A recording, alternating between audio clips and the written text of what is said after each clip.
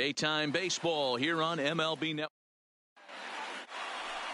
So striding in, number 10. And we are ready for some daytime baseball. The afternoon for first delivery to him on the way.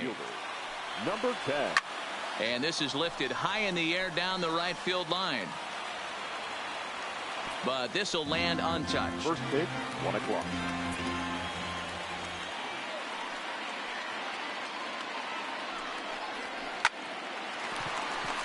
Nope, that's out. Into the windup. Here comes the 0-2 pitch. Weak grounder back to the mound. Throw on to first in time, 1 away. A chance here to check out the starting lineup for the visiting Pirates. Thoughts, Dan? Who stands out? Well, I think everyone should keep an eye on Gregory Polanco. The guy is in the middle of the lineup, and when he's in the middle, things just happen. Guys in front of him get on, he drives them in, and if not, he has the ability to get things started and set the guys up behind him. He's a force. Into the windup. Here comes the 0-1. This is on the ground over to first. And he'll step on first for the out. 3 unassisted. Batting first, the right fielder. Digging in, Gregory Polanco, as he'll get his first opportunity in this one. Drilled down the line. A dive, and oh, he can't hang on. And he won't risk the long throw.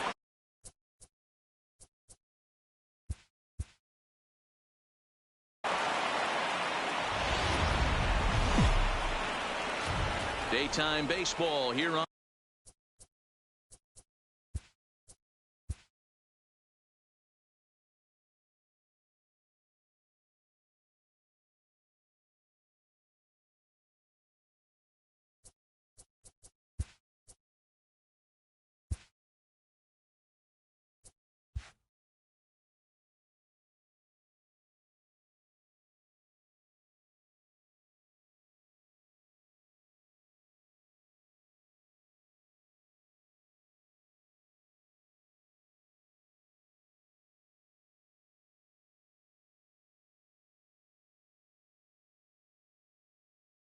Hi.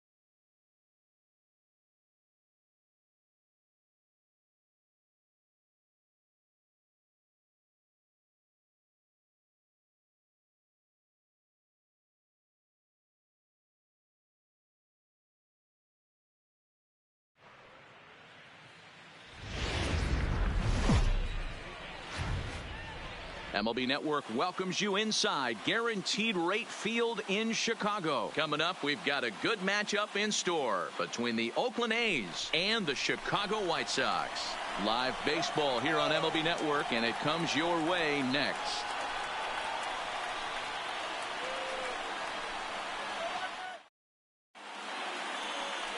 Carlos Rodon, a left-handed Floridian, will get the starting assignment. Dan Plesac, what do you got? Hey, we're going to get a chance to look at a guy that is a little bit up and down throughout points of his career. A career ERA just over 4. When he's good, he can be really good. And when he's bad, well, let's just say he can be pretty bad at times. But it'll be interesting to see which one we see. He's a little bit of Jekyll and Hyde. Hopefully he's going to be a little bit more Jekyll than Hyde in this one here today. And that brings up Chad Pinder. He will lead this one off today. Line towards center field. Engel patrolling center makes the play, 1 out. And here's a shot of the Athletics starting lineup for this one. Dan, who do we keep an eye on? Well, you better look out for that cleanup spot. He finished last season with the most home runs in the major leagues. He won the Major League home run title. He can put a ball into orbit when he catches it, and I hope he catches one in this game.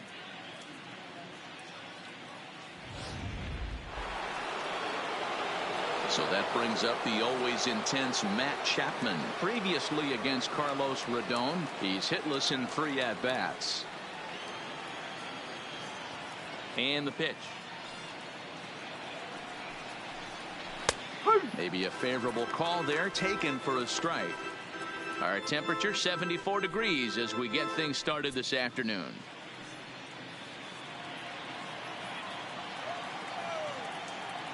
On its way, the 0-1 pitch. Fouled away. Chapman, a 25-year-old, was selected in the first round during the 2014 draft. Yeah, Matty, they certainly got it right when they drafted this guy. He has turned himself into an absolute superstar. Everybody knows this guy's name, and kids are buying his jerseys. Throw gets him, 2 down. Batting third, the first baseman, Matt Olson. So bases are empty here with 2 gone, and that brings in the big power hitting first baseman Matt Olson. Here comes the first pitch.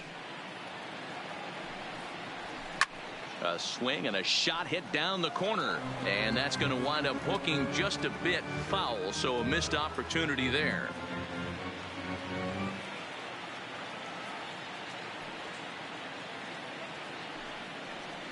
Good slider there, gets a swing and miss. So let's take a peek at our umpiring crew in this one. Behind the plate is Clyde Washington. You know, D-Row, he is a pitcher's best friend, Clyde Washington.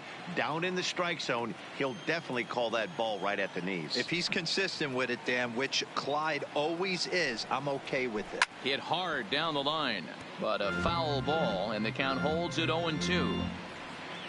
Bases are empty here with 2 men out.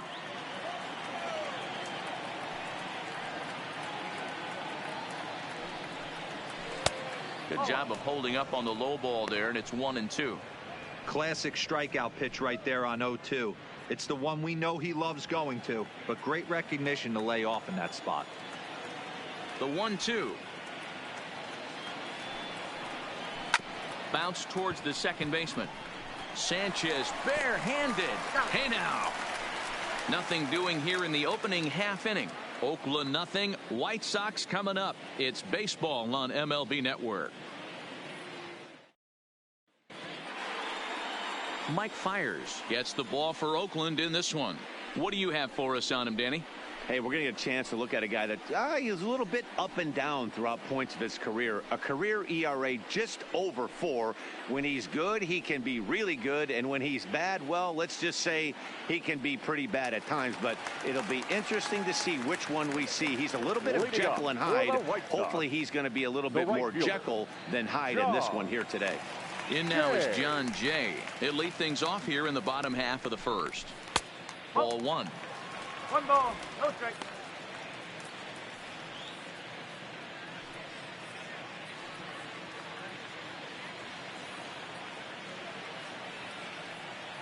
Fiers gets his sign. Here it is on 1-0. That's wide, 2-0.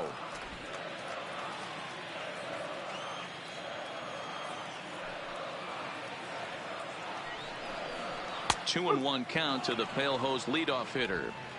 Hey, from a hitter's perspective, I don't mind that take right there. I know it's in the zone, but this is a hitter's yard. You want something bell high that you can get loose on. And that pitch comes over to catch the corner. It's 2-2 now.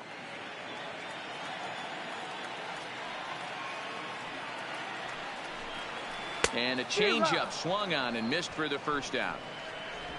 A moment here from the south side to take a look at the Pale Hose starting lineup in this one. Who do you have your eye on, Dan? Well, one man to look out for is Yonder Alonso. The guy is in the middle of the lineup, and when he's in the middle, things just happen.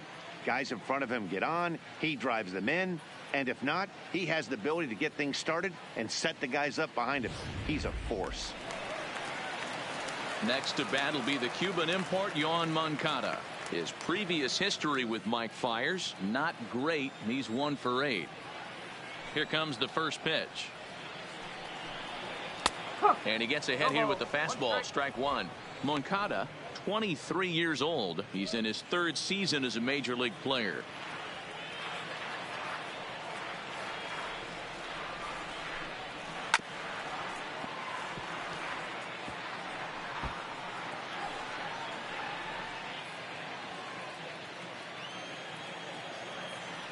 Into the windup. Here comes the 0-2 pitch. And a fastball flew it right by him, and they're 2 down. The main job of the number 1 and 2 hitters is to set the middle of the order up with an opportunity to do some damage. So when you strike both of them out, you're putting yourself in a pretty good position to make it through the teeth of the lineup without a whole lot of stress. Ready to deliver. Here's the first pitch. Bottom part of the zone. A good changeup gets the call. You want to talk about setting the tone and getting your teammates relaxed? That's exactly what this pitcher did, coming in and punching tickets. First 2 batters of the game. A ball and a strike now to Jose Abreu.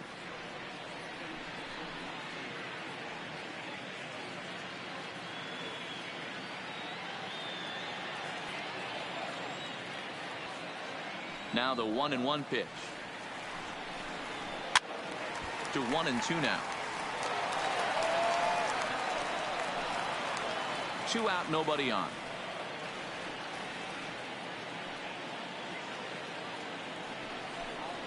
And he struck him out. So a fine inning here as he strikes out this side in order. 3 up, 3 down, 3 strikeouts. Not too shabby. An inning in the books. No score on MLB Network.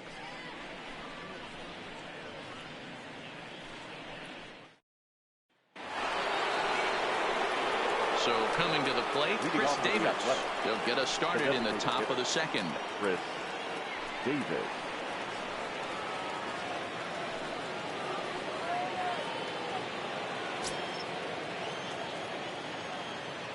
First pitch of the at-bat. There's a fastball on the inner third taken for a strike. Hey, there's no waiting around trying to work this guy into deep counts and get into the bullpen. This is a mid-90s fastball guy who loves that pitch and is aggressive and comes right at you. I would assume the offense is going to have a similar approach. Didn't quite catch the zone there. Ball 1.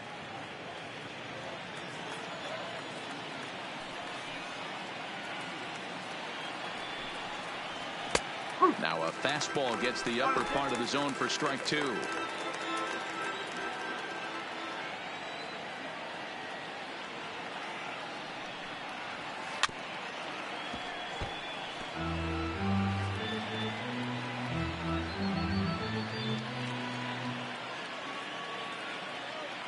The 1-2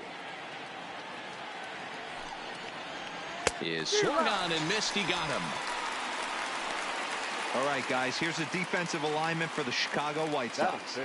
And guys, what I want you to focus on today is this is one of the new age teams in the game that really rely on statistics and the numbers. And the numbers tell them that they're a better team defensively, moving guys around and shifting as much as they can. Outfielder Stephen Piscotty the next to hit. Previously against Carlos Rodon, batting at an even .400. First pitch on its way. And he'll try to crowd him there to start the at-bat. It's 1-0.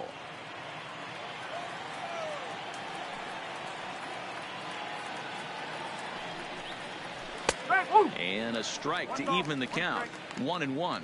Rodon has become known as a starting pitcher that frequently works deep into games. The kind of guy you want on the staff when your team needs some rest because he tends to eat up innings all by himself. Matt, every team is looking for a guy like this. In a day and age where we're going to the bullpens more early and more often, you need at least one or two guys into the rotation that have the chance to get you into the 7th or 8th inning, and he's definitely one of those guys. And that one got a piece of him. That is it. Into the box, Jurickson Profar.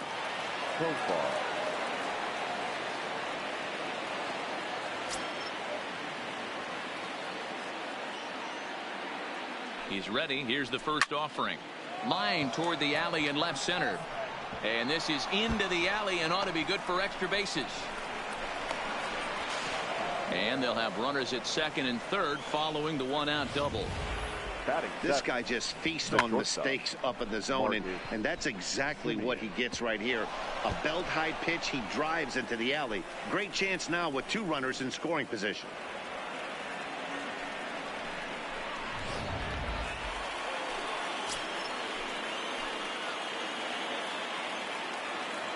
Into the box now, Marcus Semien, as he'll go after the first pitch and bounce it into foul territory.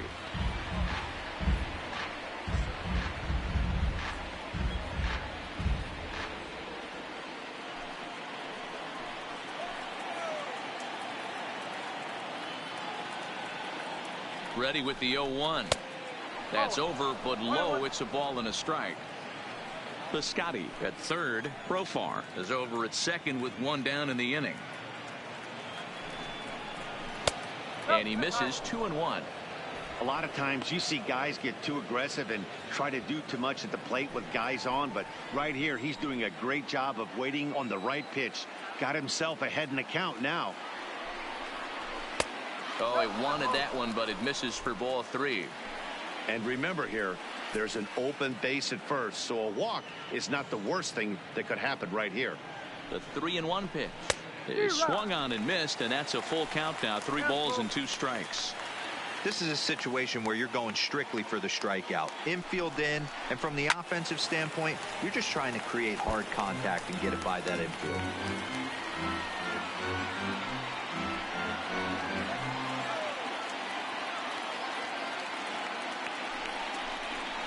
Had to sit back on the changeup, and he did a good job to get the bat on that one. No score here as we play inning number 2.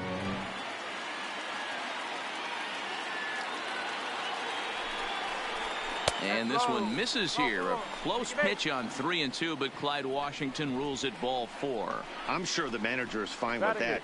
He tried to entice him with that 3-2 pitch, but he didn't take the bait. First base was open, though, so he just needs to make a good pitch for a ground ball. Standing in now with runners in scoring position, Nick Hundley. And he could give his guys an early lead if he can come through here. First delivery to him on the way. Slow roller down the third baseline. But this is foul for the first strike. Bases are loaded here. 1 man out.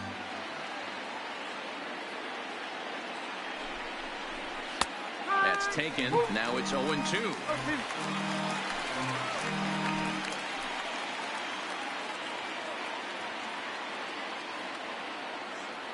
Two quick strikes, and now the 0-2. Hit in the air down the right field line. And foul.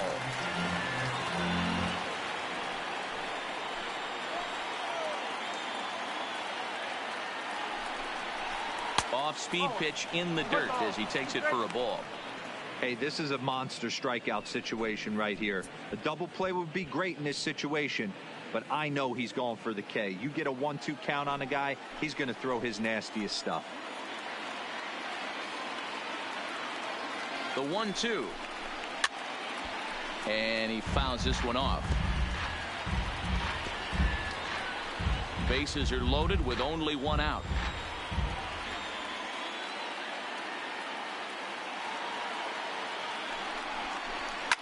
Line toward the gap in left center.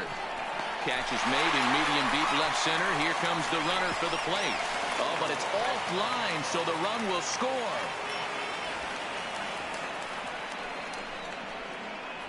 Boy, this one looked like it was headed for extra bases off the bat. Instead, a line drive bullet caught in the alley, but he does end up getting a sacrifice fly.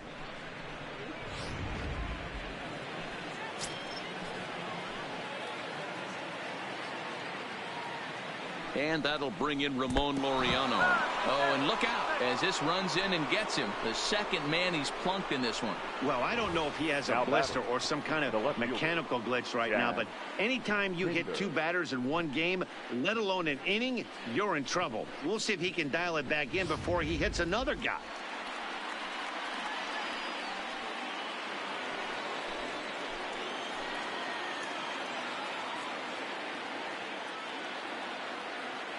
In now, Chad Pinder, as the first pitch to him is in there for a called strike 1. Hit it hard, but lined out in his first at-bat.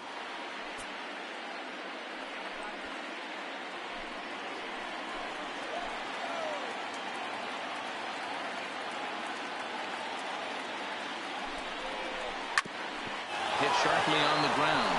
And that'll get through into center field for a base hit. And not in time as the run scores. And this will not be close, and the run will score easily. You know, D-Row, hitting in the leadoff spot, you're not going to get very many opportunities to drive in some runs, but that's a big 2 RBI hit. Yeah, when you see ducks on the pond, Dan, your eyes light up. I don't care if you're hitting first in the lineup or 8th in the lineup. You grind out in that bat and try and get the runs on the board for your team. Yeah, but that's a big 2 RBI base hit. Next up for the A's, Matt Chapman. 3 across so far in the inning, and another 2 out there on base. Yeah, Matt, and this inning's really starting to get away from them on the defensive side of the ball. Stranding the rest of those guys out here feels absolutely essential for them at this point.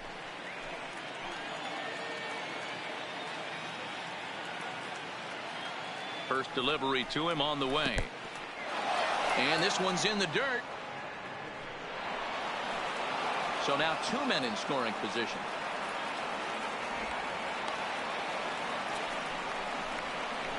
Well, you live by the sword, you die by it too. He went with an off-speed pitch down in the zone, and that's the risk you take there. The catcher can't come up with it, and 2 runners advance. Now they're both into scoring position.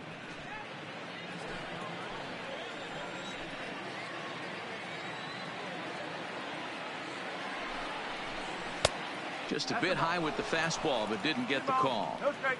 He certainly has an open base down there, but you don't want your defender standing flat-footed for much longer.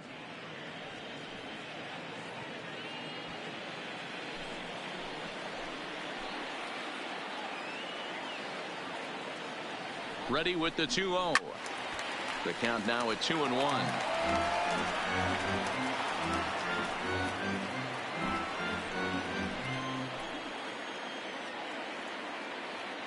Ready with the 2-1.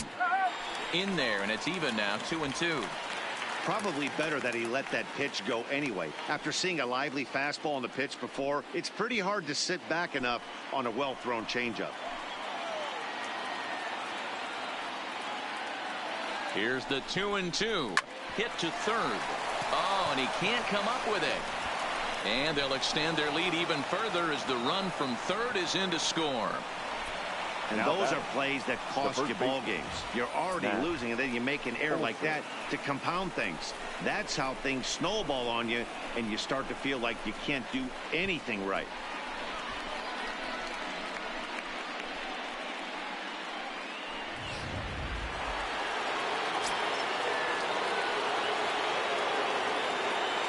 That'll bring up the power hitter, Matt Olson, as the first pitch to him runs a bit inside for ball 1.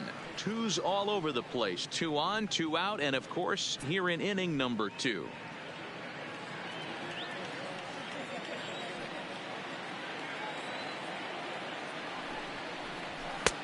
Swing and a miss as he ramps up on the fastball. 1-1.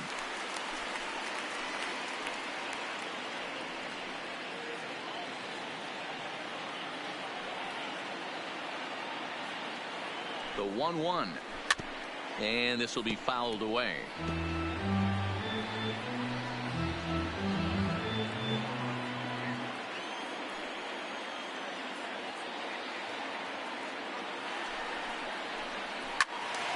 Left side, but well fouled.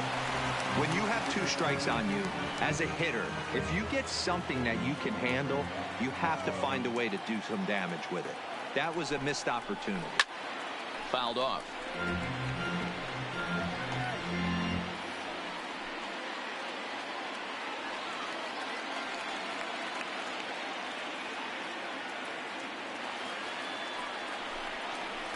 Waved at and missed for the 3rd out. Not much of a chance at hitting.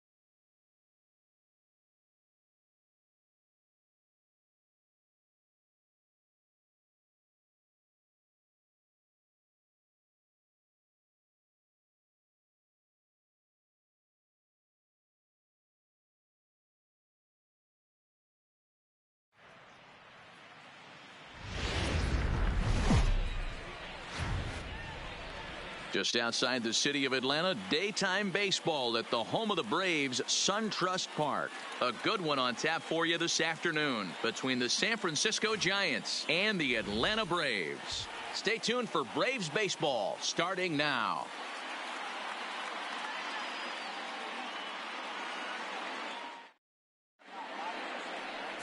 Julio Teheran gets the ball for Atlanta in this one. Dan Plesac, what's the word on him? Hey, every team needs a pitcher like this one here. His numbers aren't going to blow you away. Career ERA just under 4. But one thing he does, he takes the ball every 5 days, throws strikes, and gives his team a chance to win every single time he goes out there. He'll be fun to watch in this one here today. And that'll bring up Steven Duggar. And we are ready for some daytime baseball. Ready to deliver. Here's the first pitch. And we are underway from SunTrust Park as the first pitch of the afternoon misses, taken for ball 1.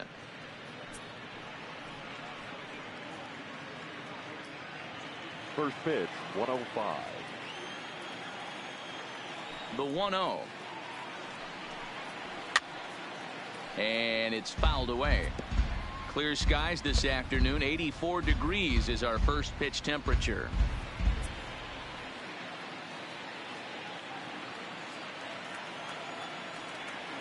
The 1-1 is taken for ball 2.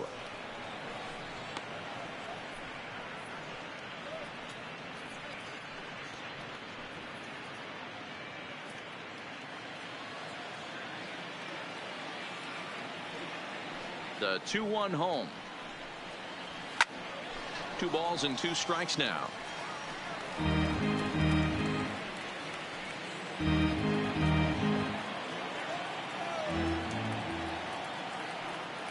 Teheran has his target. Here's the 2-2. Fouled away.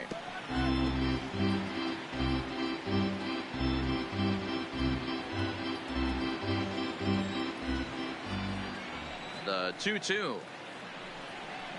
is swung on and missed. He got him.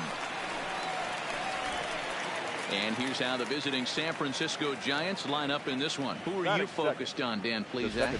Well, I think Brendan Belt is a guy to watch out for. He comes into this one hitting over 400 career against his opponent. Now, obviously, that's a relatively small sample size of at-bats, but it seems like he really likes facing this guy. It'll be interesting to see if the past history holds true.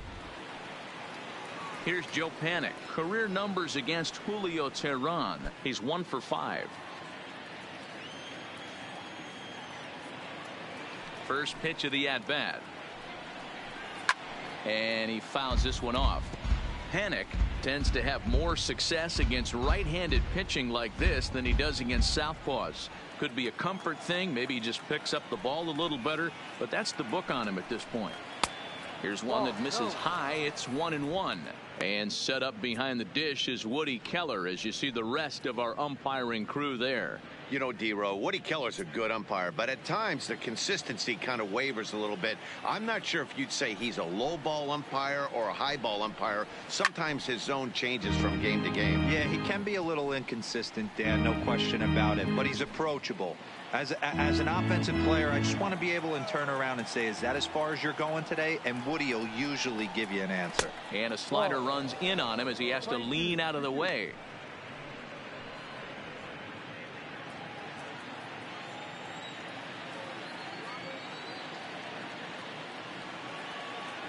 The 2-2 is looked at and the count moves full. A former MVP waiting on deck in the form of Buster Posey.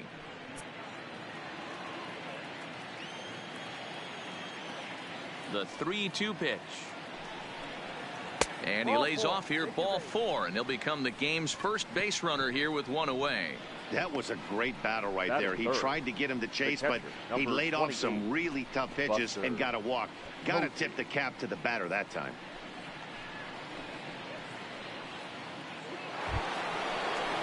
Ready now, Buster Posey.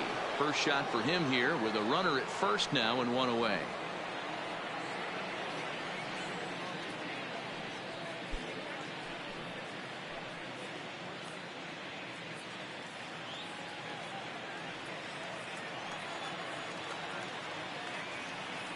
Here's the first pitch to him. Just able to get a piece of that for strike 1.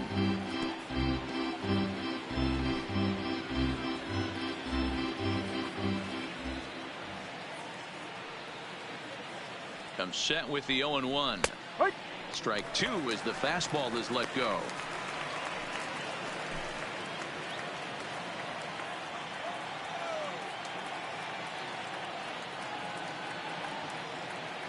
Here it comes, 0-2. And he popped him up. Swanson onto the grass. He gets there, and that's the second out. That's exactly what they wanted out of that pitch up in the zone. They took him up the ladder, and he couldn't get up to it. So that was an easy pop-out. Well-executed pitch there.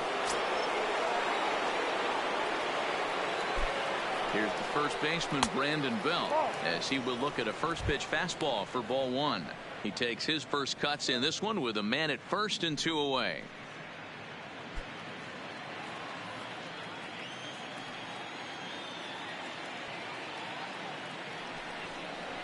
Belt in front, 2 balls and no strikes. He's having a really hard time finding his rhythm and finding the strike zone. It's going to allow this offense to keyhole him in big situations. He's got to figure it out pretty quick. Now the 2-0. 2 balls and a strike now.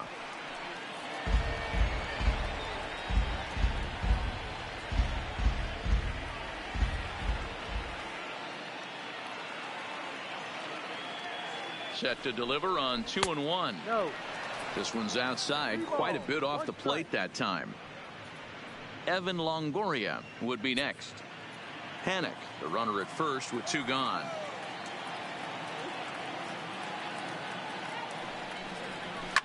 Swing and a liner. Foul. Full count with 2 outs now, so if he could put the ball in the gap somewhere, he could have a good shot of driving in a run because the runner at first will be in motion. There's ball 4. At this rate, he's going to set some kind of a record for walks issued in a game, or he'll get an early hook. We'll see if he can settle down here and start to find the strike zone, or if he continues to struggle.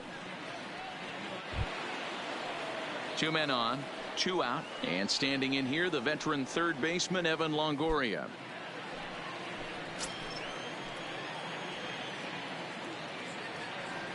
He's set. Here it comes. In there, 0-1. He might want that pitch back, up and away. That's a pitch you can really drive if you have the right approach towards that opposite field gap.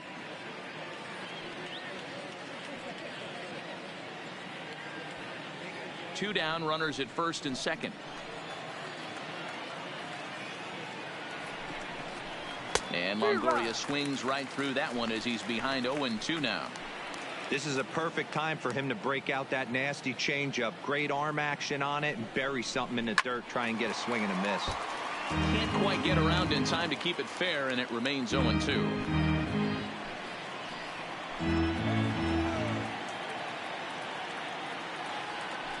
The 0-2 inside, as that perhaps will back him off a bit. 1-2.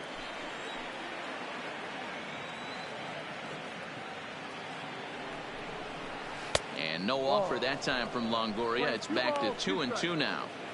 This is a huge pitch right here. I don't think he wants to go 3-2 and have those runners be in motion. Look for him to be aggressive with what he thinks is his best pitch right now.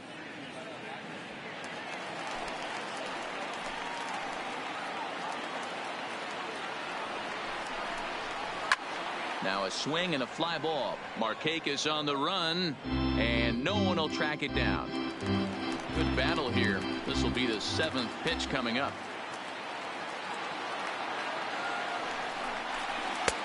Just missed with the 2-2 count, and it runs full now.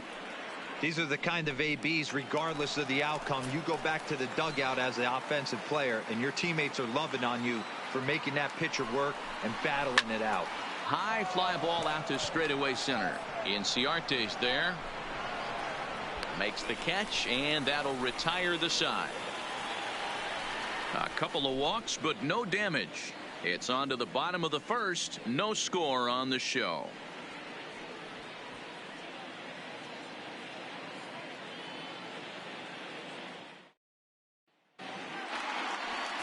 Madison Bumgarner is on the mound for the Giants in this one. What do we need to know here, Danny? Hey, we're getting a look at a real competitive pitcher here. Career ERA in the low 3s, and that's not an easy thing to do in the day and age of small ballparks and guys swinging for the fences. Rock solid pitcher, does a lot of things well, and it'll be fun to watch him work in this one here today. Here's Ender Inciarte. He'll lead things off here in the bottom half of the first. Inciarte. Ready with the first pitch. Here it comes. Liner toward right center. That gets down, and he's got himself a base hit.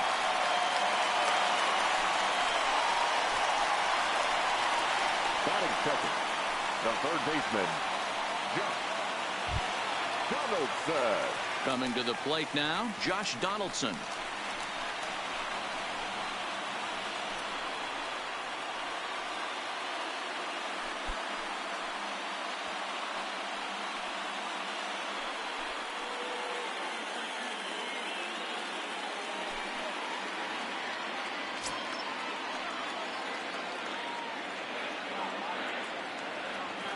From the stretch, here's the pitch.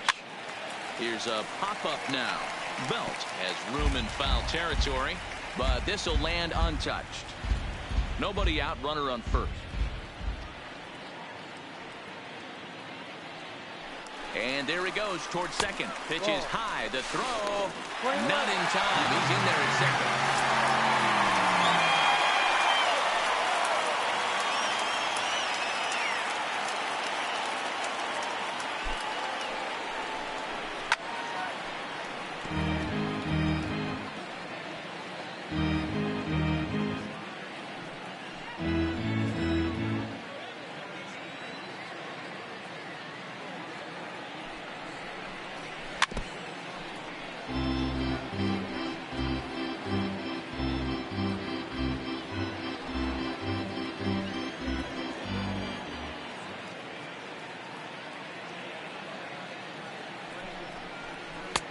Lays off the 1-2 changeup, and he's worked it back to 2-2.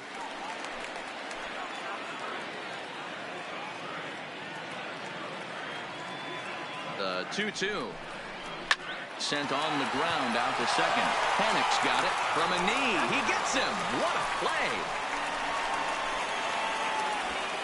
Big league play in the hole right there, and that's a pretty good example of why getting hits at this level is so difficult. You know he was running down the line thinking, for real? You got to be kidding me.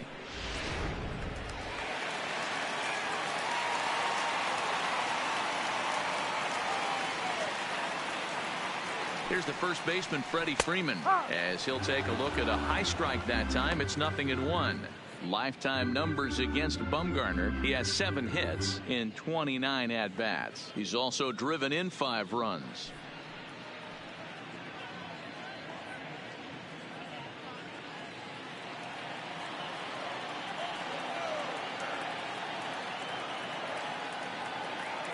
Bumgarner ready with the 0-1. And this ball's heading for the seats down the right side as the count will move to 0-2 now. Freeman playing here in his age 29 season. He was taken in the 2nd round back in the draft of 2007. Yeah, Matty, you cannot miss on your first rounder, and they didn't with this guy. He has turned himself into an absolute superstar. And time now to take a look at how these Braves are lined up in this one. What's going to be the key for him today, Mark? Matty, you focus on this lineup. The middle of the order jumps out at you because of the big power. But my focus today is on the table setters. The guys that set the tone. They have to be willing to work the count and find ways to get on base and create a little bit of havoc on the defense. So here's the cleanup hitter, Ronald Acuna, trying to cash in here in his first at-bat with a runner at 3rd and 2 gone. From the stretch.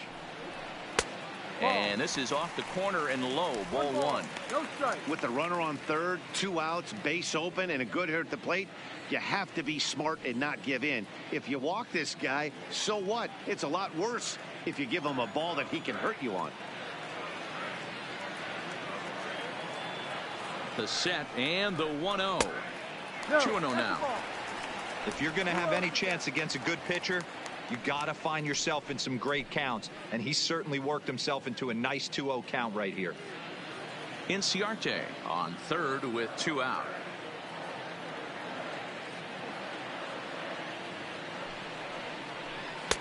And he gets the call that time for strike number 1.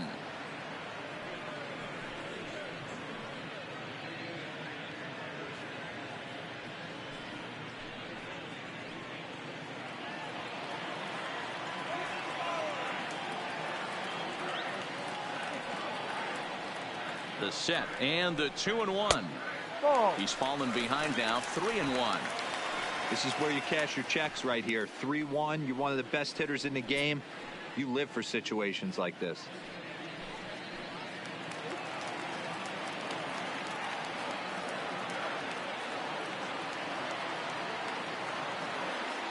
Here's the 3-1. And he takes ball 4, so he's on. And as you know, that often means the steal could be in order here. Batting 5th, the right fielder, Nick.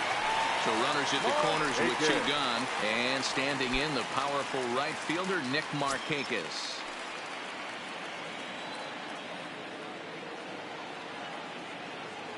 First offering on its way. Pulled toward right center field. Falling for it, Parra. No trouble with this one, and the inning is over. 2 left for Atlanta. We are still scoreless.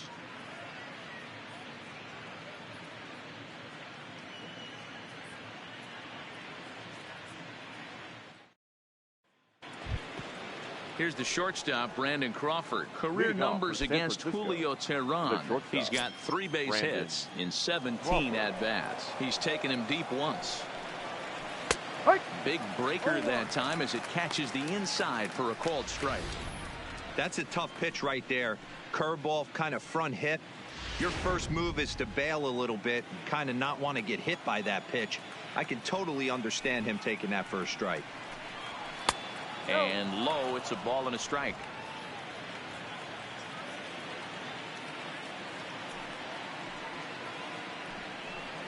Hit on the ground down the first baseline, but a foul ball.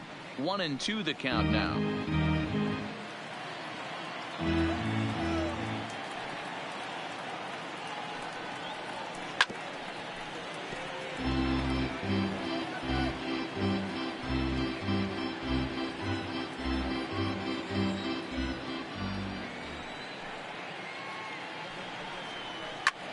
Fouled off.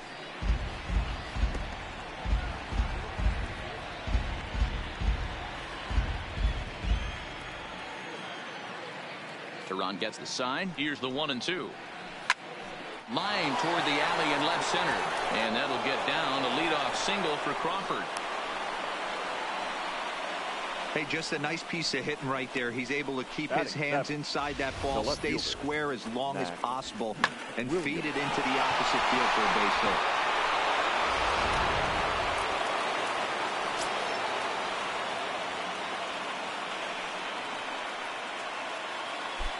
And the versatile Mac Williamson hits next. He swings and grounds it to short. He lays out for it, but he can't pull it in. Hey, 2 runners on after back-to-back singles right there. They are in prime position to put the first run on the board right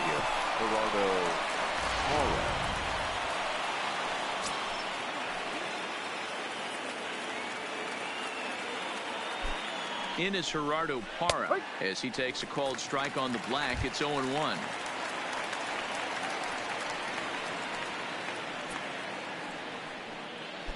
Just the second inning, but already 37 pitches to this point.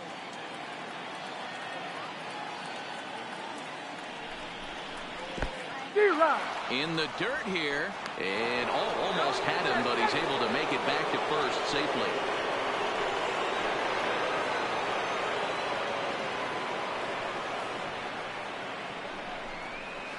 Swinging a soft liner over to Albies.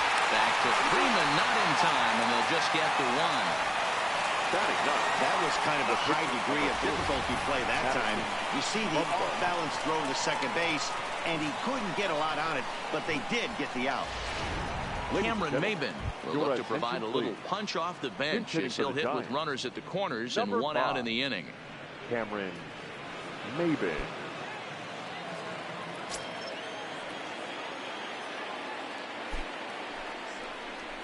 And here's a fastball called for strike 1. Career numbers against Julio Teheran. He's 0 for 5. 0-1. Here's the pitch, and it's fouled away.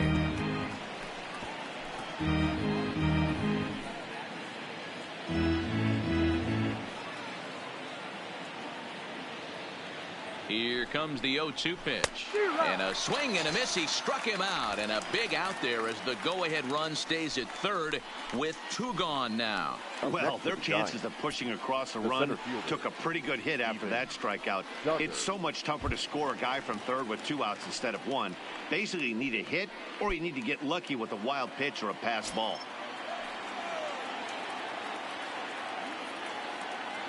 Looking to wiggle out of this. Here it is. Fouled away.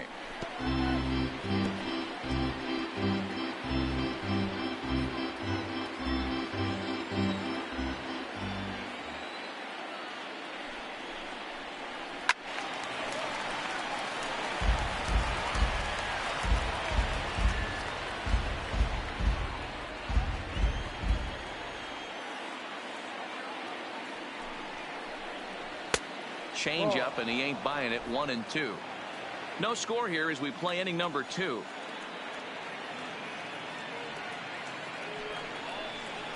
Lifted the other way to left center. Acuna giving chase. He gets there to make the catch, and that ends.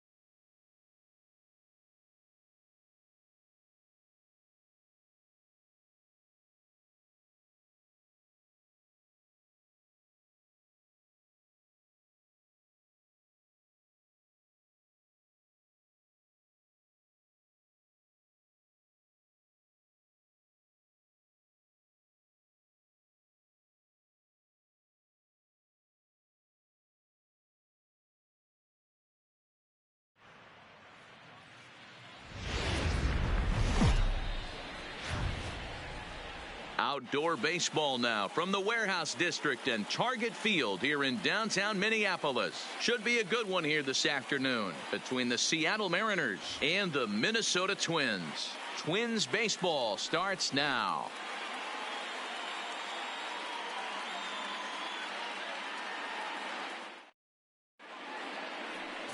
Jose Barrios gets the starting nod for the Twins. Dan Plesac, what do you got? Hey, Matt, thanks coming on Jose Barrios, and this guy has all the tools to be a great one.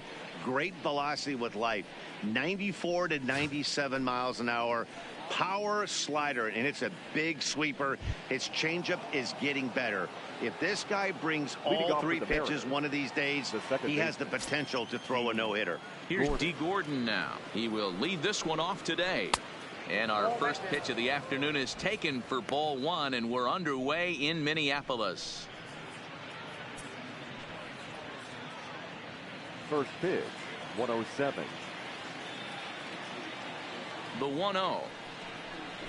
And now he'll try to bunt his way on to start the game. But a foul ball, 1-1.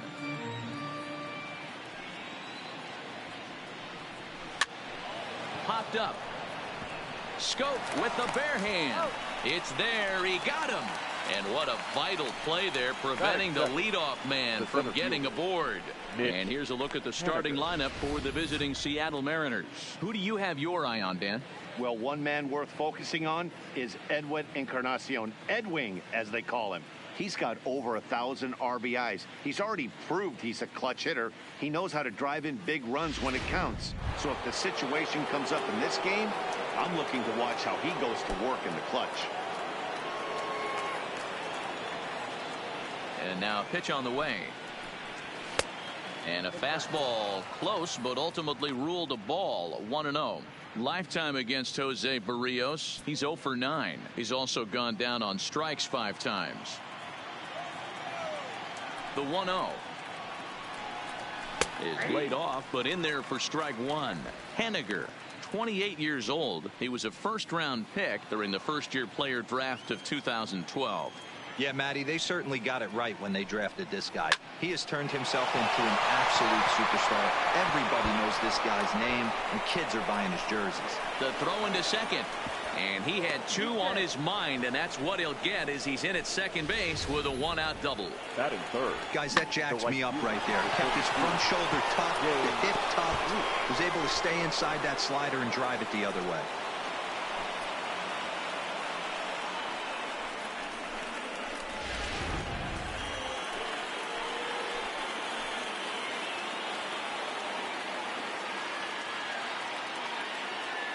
Here's Jay Bruce now. Pulls this one into the air out into right field. Kepler's there for it. He hauls it in without any trouble, and there are 2 away. Batting fourth, the first baseman, number 10, Edwin Encarnacion. Coming to the plate now, Edwin Encarnacion. Runner in scoring position with 2 gone.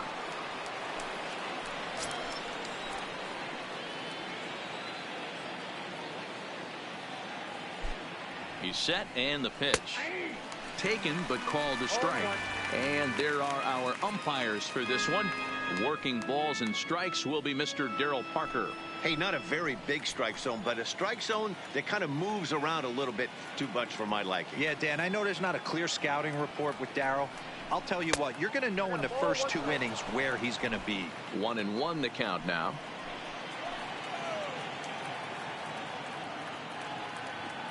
The 1-1 hit to short. Polanco is there. And the throw just does beat him at the bag, so the side is retired. 1 left for Seattle. The Twins coming up. No score.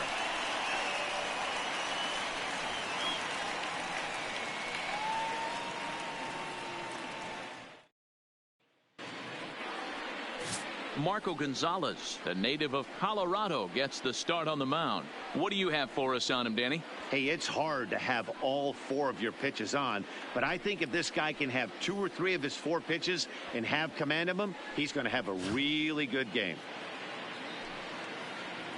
Now to the plate, Jorge Polanco. He'll lead things off here in the bottom half of the Leading first. up for the Twins, the shortstop, Jorge Polanco. First offering on its way. Pulled high in the air out to left field. Santana has a play. 1 out.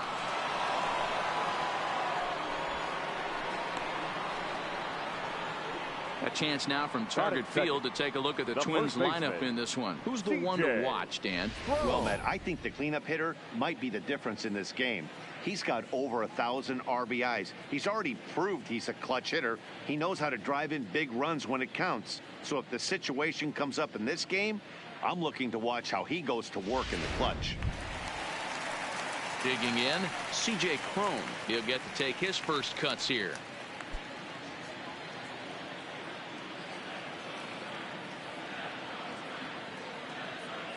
Comes set. Here's the 0-0 pitch. Cut fastball in there for a called strike. Bases are empty. 1 man out.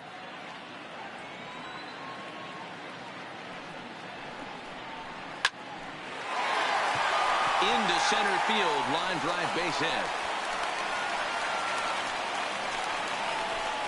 Hey, the leadoff man wasn't able to do his job, but the number 2 hitter came through right there with a single, setting the table for the big boys.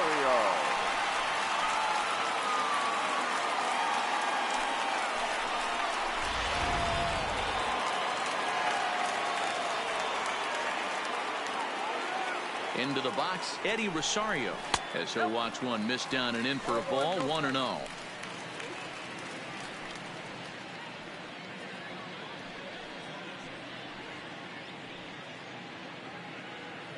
Cron, a runner at first with 1 gone in the inning. 2-0 to the Twins left fielder. 2-0.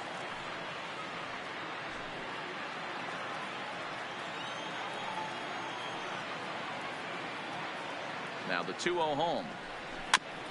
And he gets a piece of this one to foul it toward the backstop.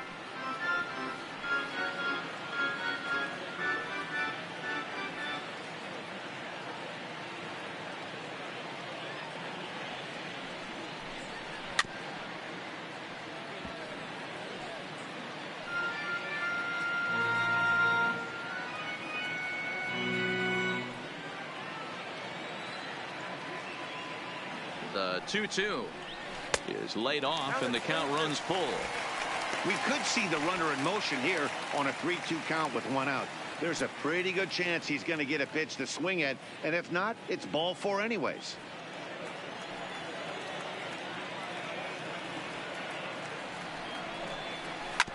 Bounce to first. To second for 1. And good hustle by the pitcher there on the back end as it's a 3-6-1 double play, and the side is retired. On to the second inning now from Minneapolis with no score.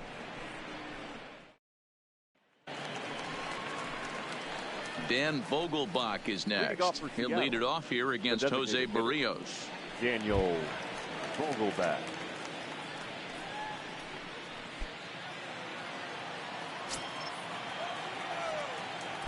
First pitch on its way. Fastball in there for a called strike.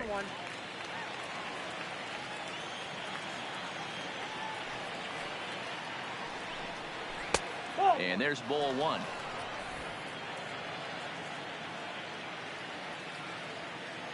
Now the 1-1 pitch. Fought off at the plate as it's chopped foul.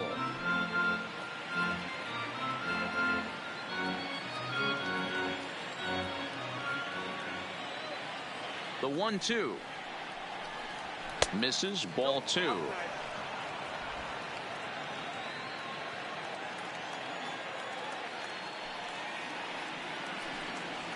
Hit back up the middle. Polanco has it. Throw to first will be in time, and there's 1 gone here to start the second. Okay, here's how the Twins are lining up defensively. And folks, today I'm locking in on outfielder Max Kepler. I think he's just starting to scratch the surface. Bit off a couple of years trying to learn his craft a little bit. The bat's coming along. The defense has always been there. Super accurate arm, real sure-handed in the outfield.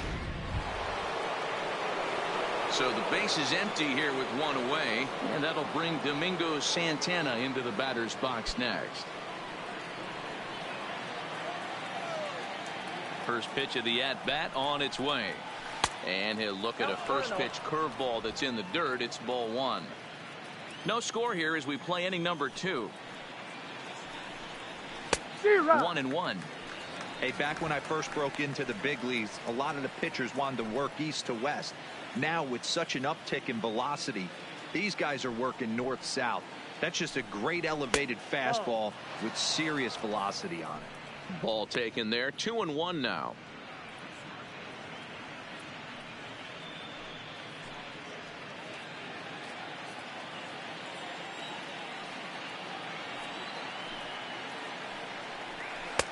And a big swing and a miss here. 2 strikes.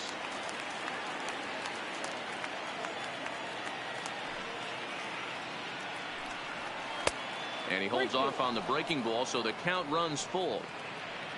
Omar Narvaez is on deck.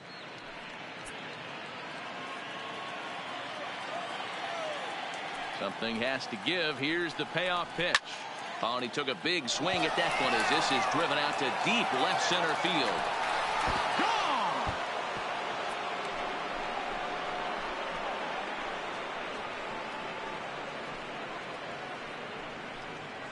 So a solo shot here to left center field, and it's now a 1-run ball game.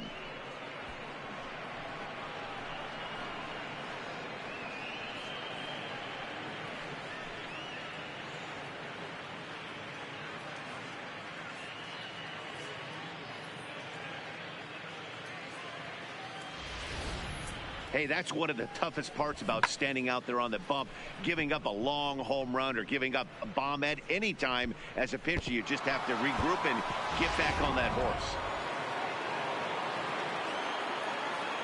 Batting set. Standing in now, Omar Narvaez. As he'll take a look at ball one.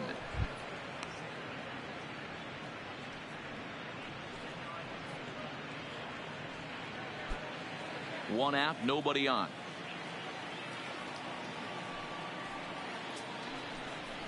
Bounced softly in front of the plate. On to first, and there are 2 down. Batting it, the third baseman, Ryan Healy. Next in at the plate is Ryan Healy. Lifetime against Jose Barrios. He's gone 2 for 5. Now the pitch. Grounded foul off to the right side. Bases are empty here with 2 men out.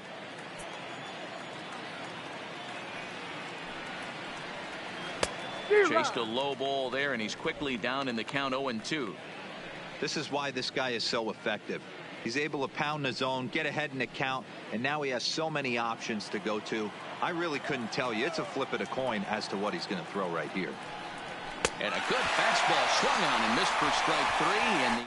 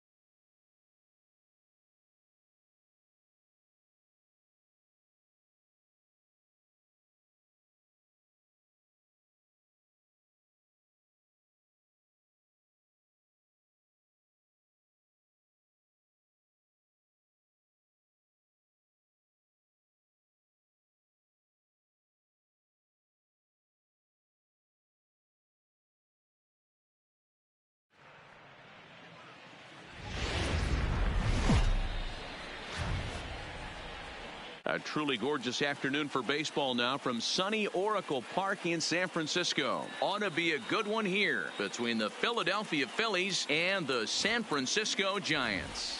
Posey and Harper lead their teams to battle. Next.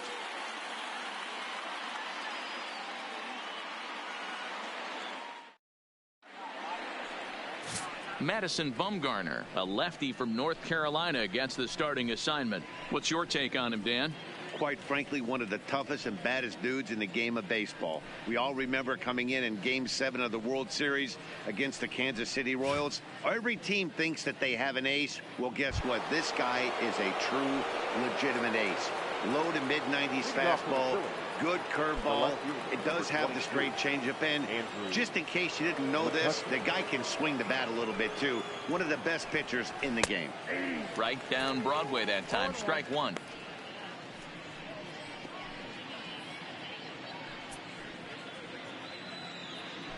First pitch, 107.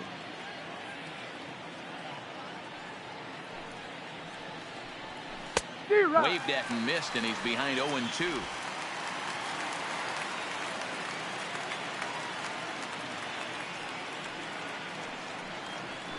Ground ball right side. He lays out, but he can't make the play, and it's through into right. Hey, that's why this guy's in the leadoff hole. Grinder, battler, whatever you want to call him. He is not afraid to go deep in the count. He is not afraid to hit with 2 strikes, and he showed it right there.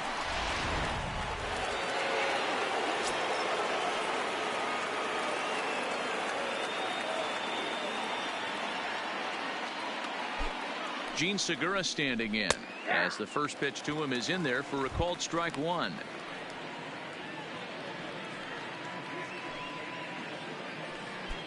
McCutchen on at first, nobody out.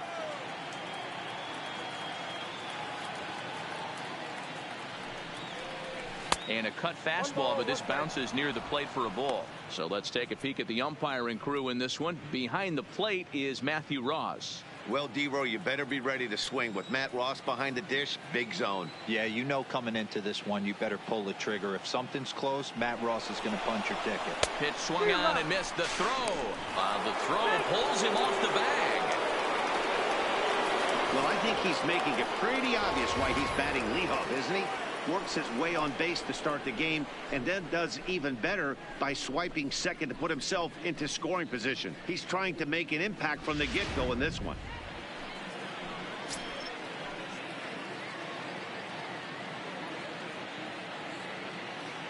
Set to deal on a ball and 2 strikes. In the air down the line in left. Heading after it is Williamson. And he makes the catch in the corner. With that, here's the starting lineup for the visiting Philadelphia Phillies. Anybody catch your eye, Dan? Well, Matt, I appreciate the way Bryce Harper plays the game. He's such a great talent, the kind of talent that can dominate a game, a perennial all-star, and win some awards. He's one of the best in the game today, and he's always fun to watch.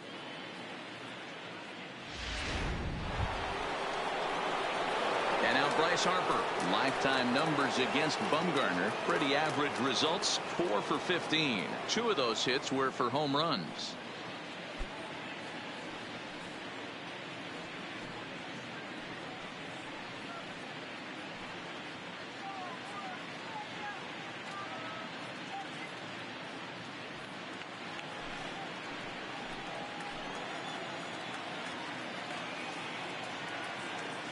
He's set. Here it comes. Swung on and missed. It's 0-1.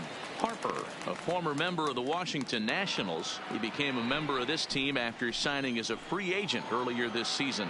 Yeah, he didn't have an opportunity to really get acclimated to this ball club. Showing up during the season is not always easy, opening the doors to a big league clubhouse and trying to get to know your teammates. The best way to get to know them is to go out and produce.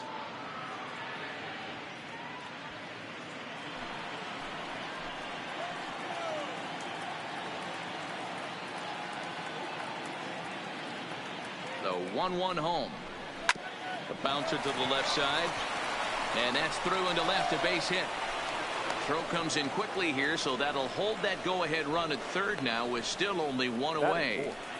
The first baseman, number 17, Rhys And that'll bring up the Sacramento product, Rhys Hoskins. And he's got runners at the corners here with only one gun.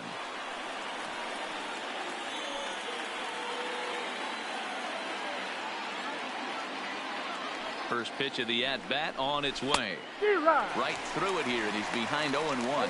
Bumgarner, affectionately known, of course, as Mad Bum. He was selected in the first round back in the draft of 2007. Yeah, Matty, they certainly got it right when they drafted this guy. He has turned himself into an absolute superstar. Everybody knows this guy's name, and kids are buying his jerseys. 1 ball and 1 strike to the Phillies' first baseman.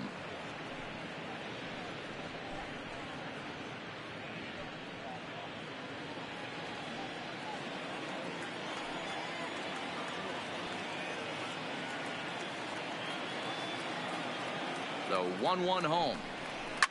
And he fouls this one off.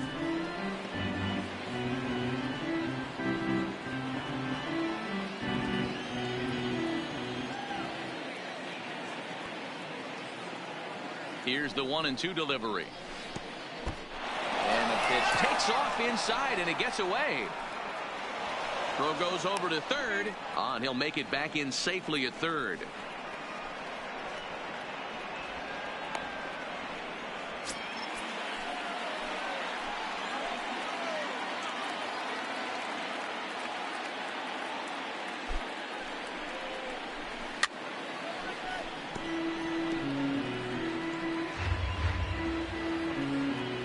Runners are at second and third with 1 down.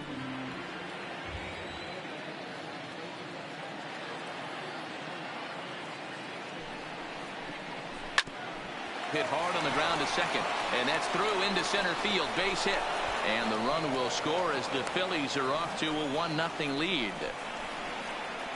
Hey, that's one of the downfalls, D-Roll, of playing the infield in. You cut down the angles. That ball at normal depth probably is a routine ground ball out, but with the infield drawn in, a base hit. Yeah, I think when you draw the infield in, Dan, you make the hitter's job so easy right there. You're just looking for something to hit hard. You have to be pretty unlucky to hit it to one of these infielders and not get that RBI. Stepping in now, JT Realmuto, as Bumgarner gets ahead of him with strike 1. Hey, he finds himself in a tough situation early, and he's going to have to execute a pitch to get out of it. But if he does, it'll build confidence, and he starts rolling as the later innings start happening.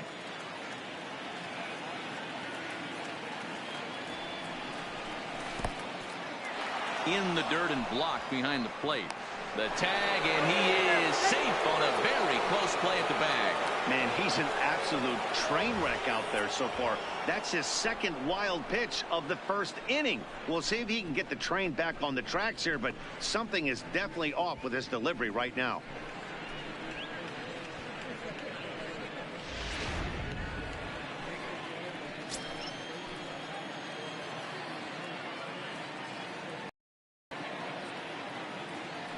The 1-1 misses, ball 2. A lot of times you see guys get too aggressive and try to do too much at the plate with guys on, but right here he's doing a great job of waiting on the right pitch. Got himself ahead in the count now. Ready to deal. Here's the 2-1. Swinging a ball hit on the ground.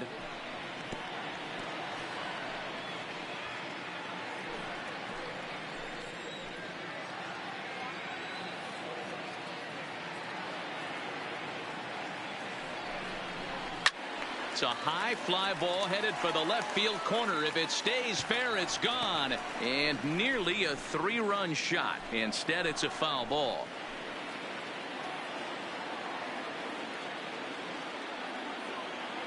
The 2-2 pitch. And a breaking ball in the dirt that time for a ball. Wow, these guys are really grinding out their at-bats in this one.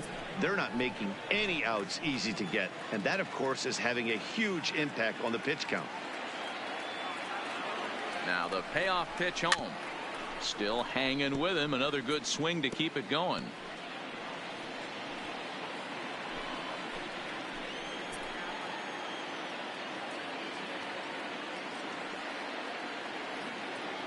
Once again, a 3-2.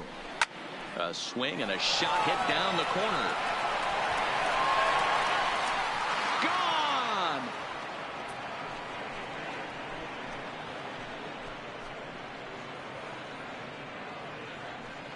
A 3-run shot down the line in left as the Phillies have opened things up now 4-0.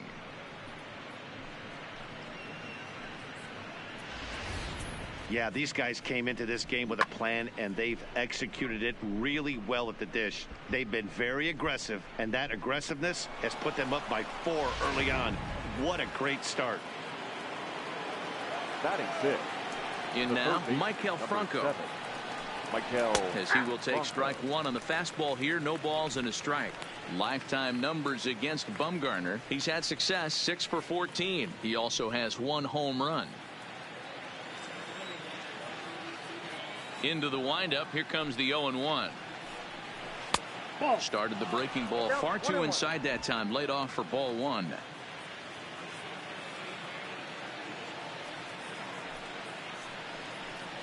Ball. 2-1.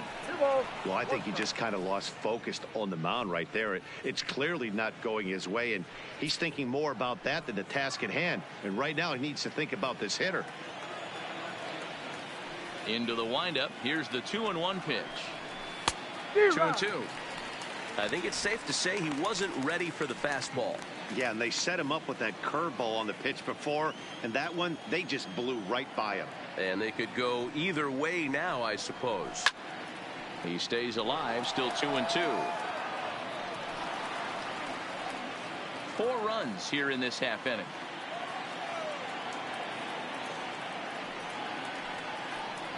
Comes back with the cut fastball for strike 3 called, and there are 2 down. Batting 7. The center fielder, Odubel. In now, Odubel Herrera, as he'll get his first opportunity in this one.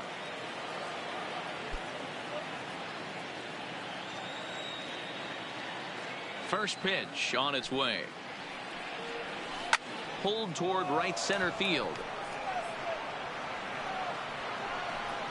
Duggar is there, and he puts it away to stop the bleeding.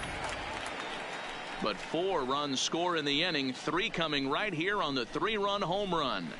On to the bottom of the first at Oracle Park. It's now 4-0 Philadelphia. Aaron Nola gets the starting assignment for the Phillies. Dan, any thoughts? Well, he's going to be fun to watch. He almost always is. He's proven to be one of the more dominant arms in all of baseball, and you can bet this opposing lineup is not too excited about having to face him. More often than not, he shuts teams down, so that's kind of what I expect from him in this one. Striding into the box, Steven Duggar. He'll lead things off here in the bottom half of the first. Ready to deliver. Here's the first pitch. Good pitch there down below the zone. Got him to go after it.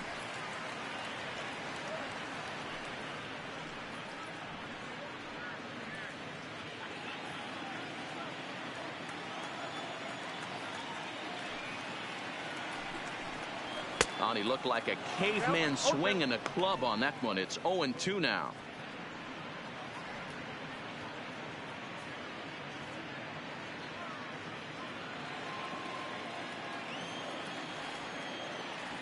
Into the windup. Here comes the 0-2 pitch. Fouled off.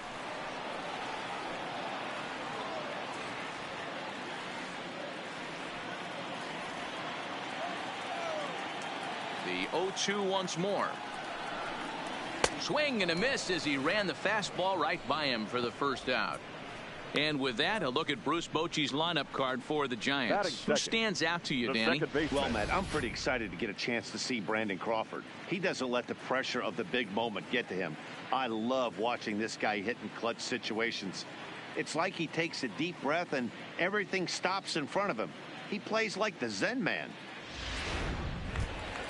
So 1 away here with the bases empty, and that'll bring up the former St. John's University standout Joe Panik. The pitch. Changed up on him and dropped it in for a called strike. Panik tends to have more success against right-handed pitching like this than he does against southpaws. Could be a comfort thing. Maybe he just picks up the ball a little better, but that's the book on him at this point. And now a curveball that bounces up to the plate. It's 1-1.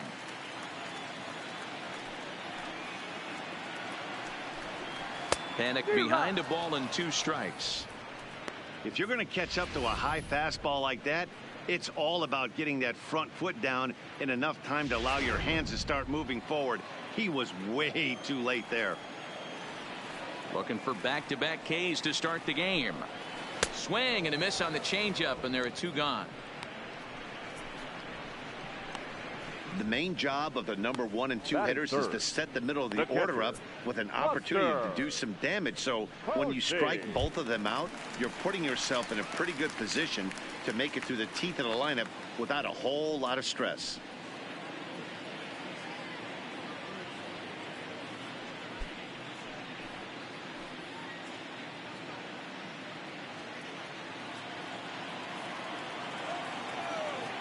Here comes the first pitch. And he'll power in a fastball, that time at 94 for strike 1.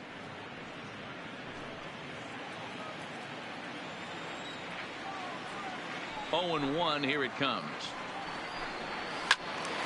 Behind 0 and 2 now.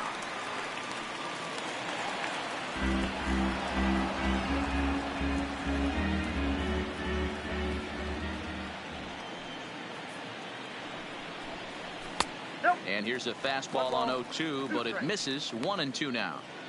You know, Matty, I'm not surprised by that pitch. Raise the eye level a little bit. Maybe we get something bouncing in the dirt right here. 2 out, nobody on.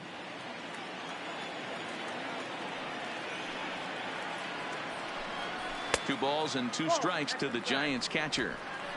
Well, 2 straight fastballs inside haven't put him away. So now it'll be interesting to see what he turns to. 2-2 pitch is fouled away. Hey, he looked like he was a little bit out in front on that breaking ball right there. The body can go a little bit. If he was able to keep his hands back a little bit, he might have been able to do some damage with that pitch. Ball 3. 3 and 2 now. You can bet these hitters are taking note of what the guy on the hill is working with. A long at bat like this in the first inning can reveal a lot.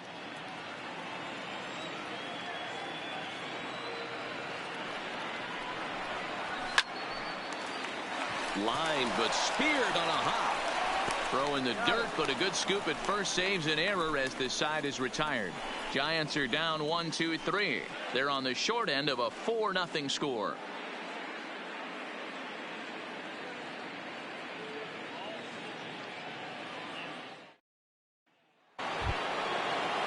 Now batting, Cesar Hernandez. He'll get us started in the top of the second. Cesar Hernandez. Here's the first pitch to him. And this one runs up high, ball 1.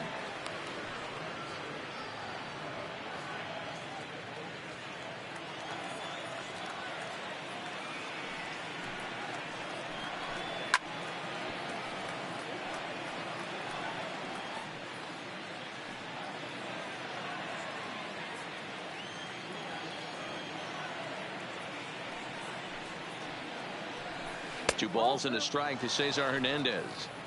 He might still be thrown off from that first inning, guys. He got knocked around pretty good, and that can be hard to recover from mentally sometimes.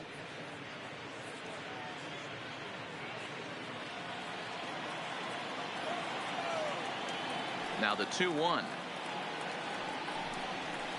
Line towards center field, and that finds some outfield grass. It's a base hit. So the leadoff man reaches base to start out their half of the second inning. Well, Matt, as we take a look at his line here, he might not know all the specifics, but he knows he hasn't been pitching all that well in this one. Sometimes it happens. You start a game and never completely get into that rhythm. Seems to be the case here. Nick Williams will grab a bat and hit for the pitcher here. Nick Williams.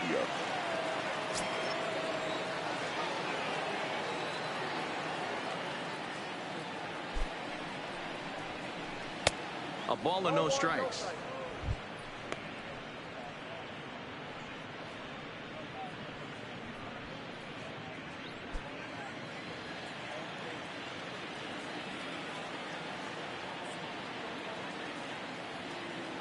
Now the 1-0.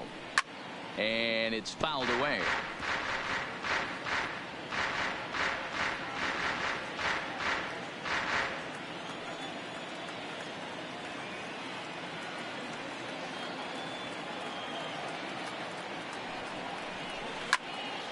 and deep down the left field line. And that will end up a foul ball. Hernandez gets his lead at first, nobody out.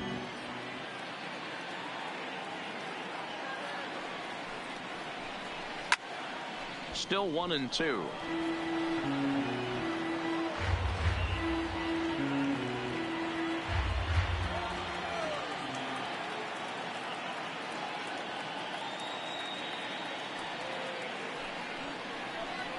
Two balls, two strikes to Nick Williams. Tough to take a pitch like that right there, especially in a 1-2 count. You almost get in that auto swing mode. Great job to work the count back to even. Now the fastball is right by him as he swings and misses for the first out of the inning. Okay, here's how San Francisco lines up defensively. And behind the plate, world champion, former MVP, former Rookie of the Year. He's done it all. Buster Posey. Buster is in full command of this pitching staff.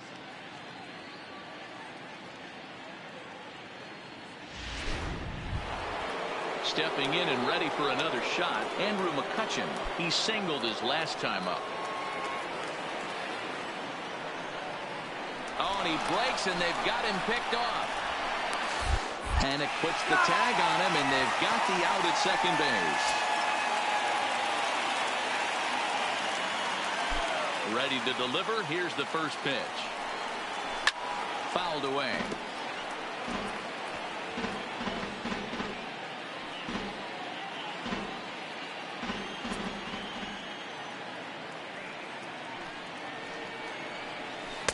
Outside part of the plate, the changeup is in there.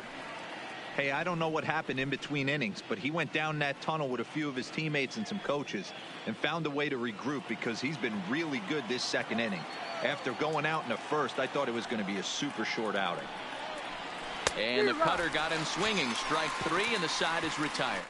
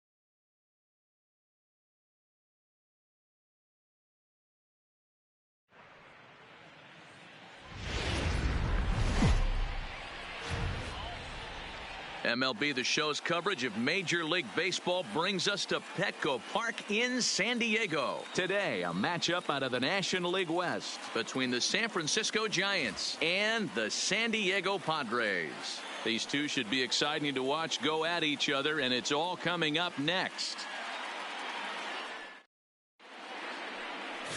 Joey Lucchesi, the southpaw out of the Golden State, gets the call here. Dan Plesac, what's the word on him? Hey, we're going to get a chance to look at a guy that he's a little bit up and down throughout points of his career. A career ERA just over 4.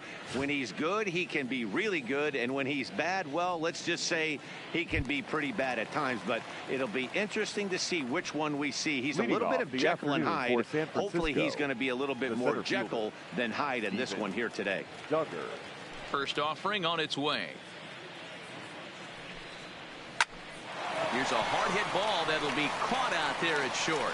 And on one pitch, the leadoff man is retired to start the ball game. And here's how the visiting San Francisco Giants line up in this one. Danny, any thoughts? Well, Matty, when Buster Posey's in this lineup, he's a guy you have to keep your eye on. I mean, this guy is a career 300 hitter. You talk about consistent. He delivers a good at bat and clutch hits basically every time he walks into the box. I love watching this guy.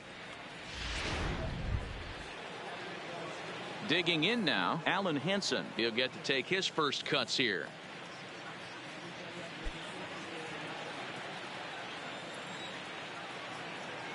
First pitch of the at-bat. Pulled high in the air out to left field. Myers is under it. 2 gone.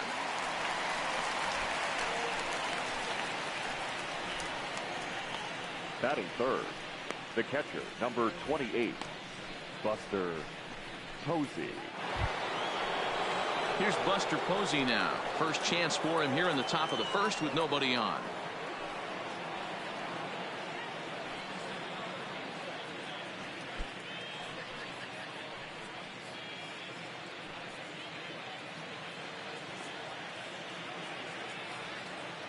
Here's the first pitch to him.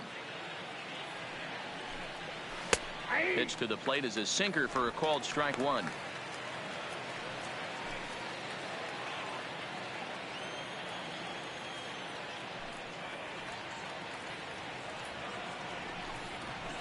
A little bit low that time, maybe outside as well. And set up behind the plate is Kenny Jansen as you see the rest of the umpiring crew there.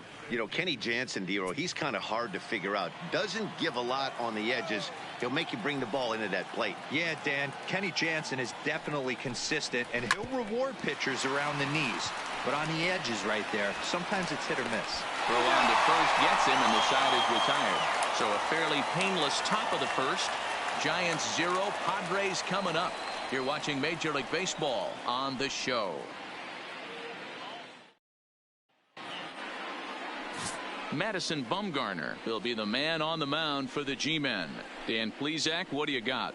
Quite frankly, one of the toughest and baddest dudes in the game of baseball. We all remember coming in Game 7 of the World Series against the Kansas City Royals. Every team thinks that they have an ace. Well, guess what? This guy is a true, legitimate ace. Low to mid-90s fastball, good curveball. It does have the straight changeup. And just in case you didn't know this, the guy can swing the bat a little bit too. One of the best pitchers in the game. And too high with the cut fastball. It's 1-0 now.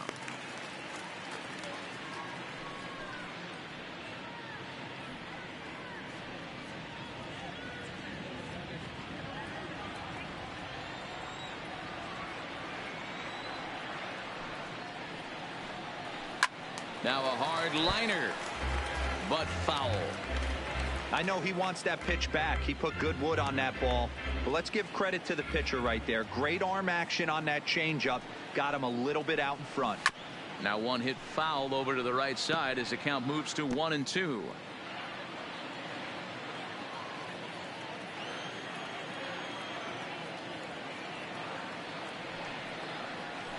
They really bunch him up on that one as he swings and misses for the first out. With a moment here in downtown San Diego, we'll look at the Padres starting lineup. Danny, who stands out to you? Well, I love watching Manny Machado do his thing.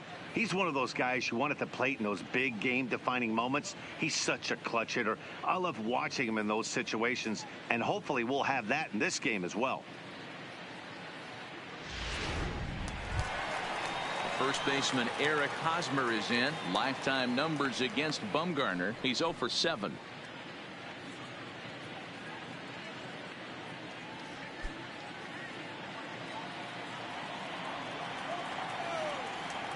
First pitch coming. Here it is.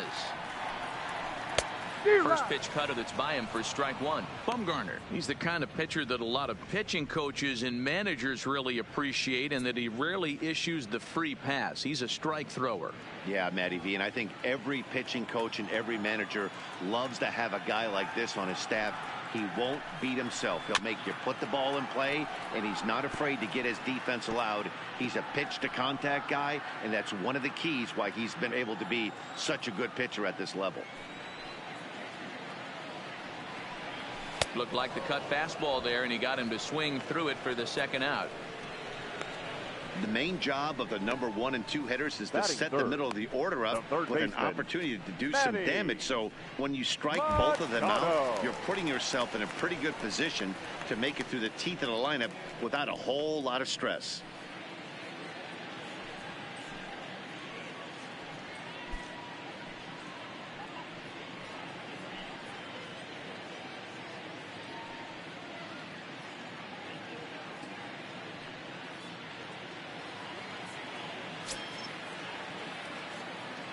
First delivery to him on the way. The cutter runs outside, ball one. Back-to-back punch-outs in the bottom of the first. This guy has got his stuff working today. This offense better wake up. A ball and a strike now to Machado.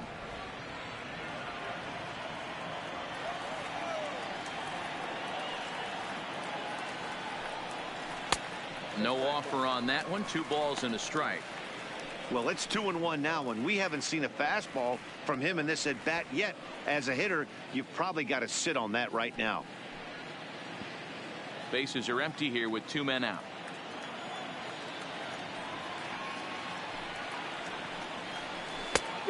Could have been 3-1.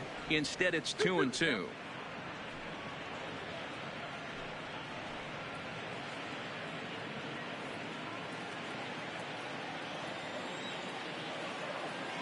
Set to deal on 2-2. Swing, line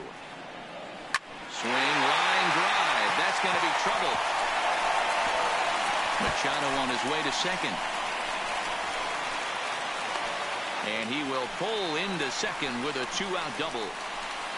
It's always nice to get something cooking in the first inning, even with 2 outs. Now your cleanup man steps to the plate and has a chance to drive in the first run of the game.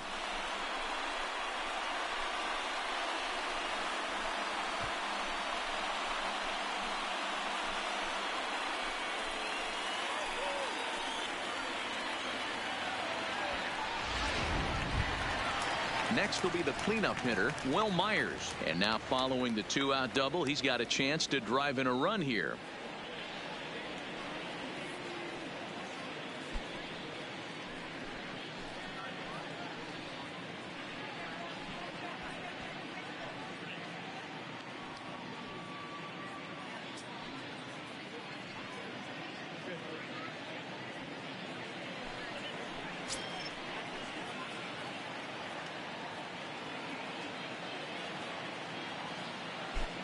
First offering on its way. Swing, and he pops him up. And nothing will come of the 2-out double as the inning is over. Danger averted following the 2-out double. We're off to the second, scoreless on the show.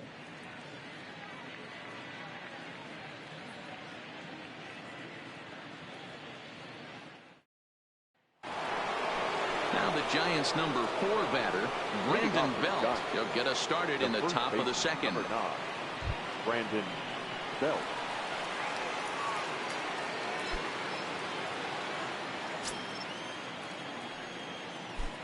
Infield in the overshift here. Now the pitch.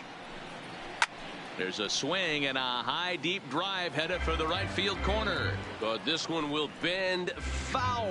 Had plenty of distance though as it landed in the upper deck. Now here's the pitch. Late on that one as it's fouled off to the left side. Belt is a highly regarded defender, especially as corner infielders go. Some guys at first or third are there because they can hit, but he takes a lot of pride in his defense, and as a result, it's definitely not uncommon for him to make an impact on the game with his glove.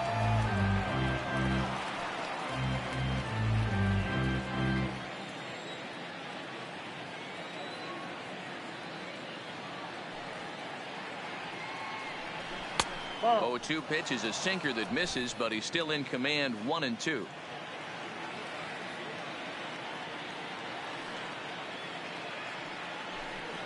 And a changeup swung on and missed for the first out. All right, guys, let's take a look at how the Pods line up on D. And let's focus on Manny Machado, 2015 Gold Glove winner. Get the mantle space ready. He's going to add more to that. On the defensive side, he's a highlight reel at the hot corner.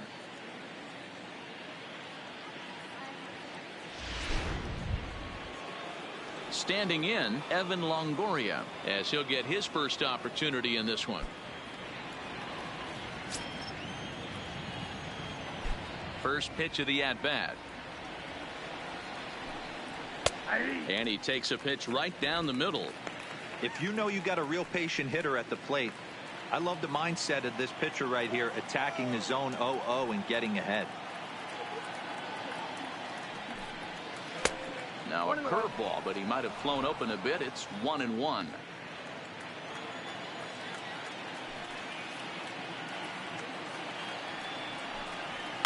And he fouls this one off.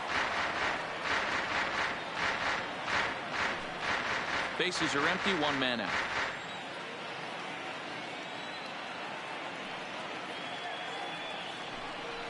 And he'll lay off the curveball that's in the dirt that time, and it's back to even now at 2-2. He's got him on the ropes at 2-2, but I don't think he'll try to get him out with another curveball. He's seen it already a couple of times, so it's not going to surprise him anymore. And a swing and a miss there by Longoria as he can't connect, and that's a big second out now. Batting fifth, the shortstop, Brandon. Standing in, Brandon Crawford. First 2 men in the inning have both gone down via the punch out, so we'll see if he can fare any better. Here comes the first pitch. In there for strike one. 0-1's the count.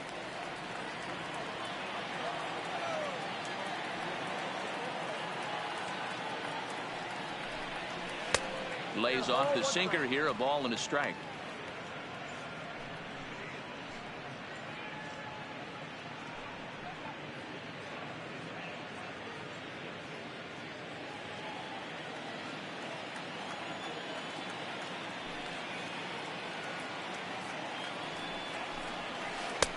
Swings through it for strike number 2.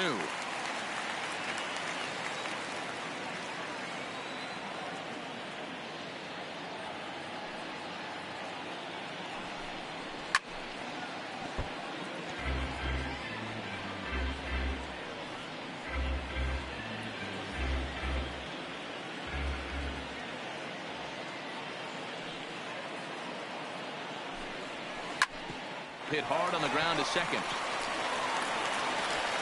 Throw in time, and the side is retired.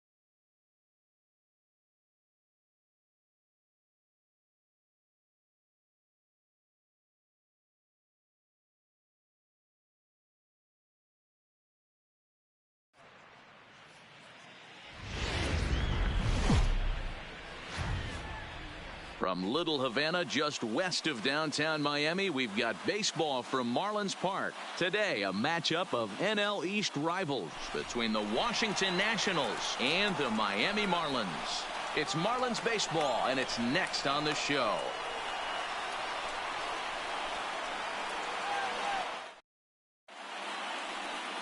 Jose Urena, the right-handed native of the Dominican Republic, will be the starter. Dan, any thoughts? Hey, this guy has a 4-pitch repertoire, right? And those are a lot of nice options to have. You can go hard, soft. You can go in and out. And anytime you have 4 pitches, if you can throw them for strikes, you have the big advantage. Stepping into the box, Adam Eaton. And we are ready for some daytime baseball. Leading off the afternoon for Washington, the right fielder, Adam Eaton. He's ready. Here's the first offering. And we are underway this afternoon from Miami as the first pitch is taken for ball 1. Head-to-head with Jose Urena. A number of meetings. He's 1 for 7. First pitch, 107. The 1-0 home. Down the first baseline, but a foul ball, 1-1. Urena isn't really known as the kind of starter that goes deep into games. It's not that he isn't capable, I'm sure. He just hasn't been that guy that works deep into games with regularity. Matty V, I'm not sure it's this guy's fault, but I think it's more the fault of the metrics and the way we look at pitchers now, trying to limit the number of pitches and the number of appearances they have with particular guys in the lineup. The 1-2. Ground ball sent back up the middle. Oh, and he can't pick it up cleanly. And they'll have no play as he reaches first base safely. Hey, I know everybody was on their toes right there from the pitcher to the defensive side. Leadoff hitters are known for this. Find ways to beat the ball into the ground and beat it out and get on base. Now they have to keep him in check. Let's see if they hold the runner close.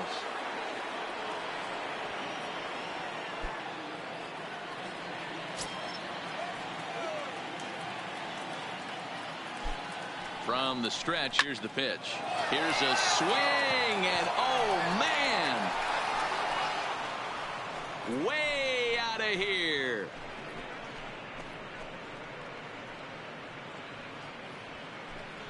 It's a 2-run shot to straightaway left, and the Nationals move out in front here 2-0.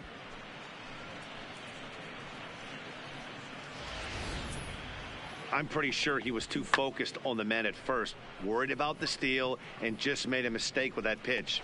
It's all well and good to control the running game, but you have to make sure it doesn't distract from your main job, getting the guy at the plate with the bat in his hands.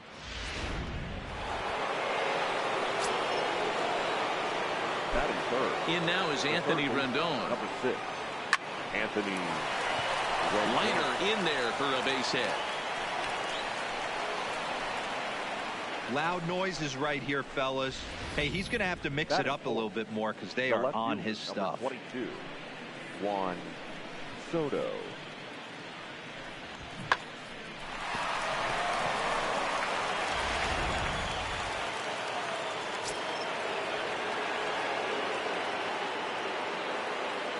Juan Soto to the plate now as he takes a called strike at the knees. It's 0-1. Head-to-head with Jose Urena. He's 0 for 4.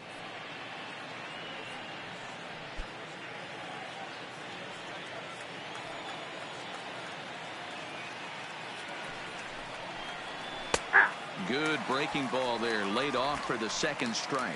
And there are our umpires calling balls and strikes in this one. Mr. James Kingsley. Dan, I know I was an offensive player, but I'm okay being a pitcher's umpire. If you're going to consistently pound that outer half, James Kingsley's usually going to give it to you. Hey, listen, there's a reason why the pitchers throughout the league, they call him the king of the hill. You move the ball a little bit off the strike zone, he's not afraid to put that arm up. He's a very good pitcher's umpire.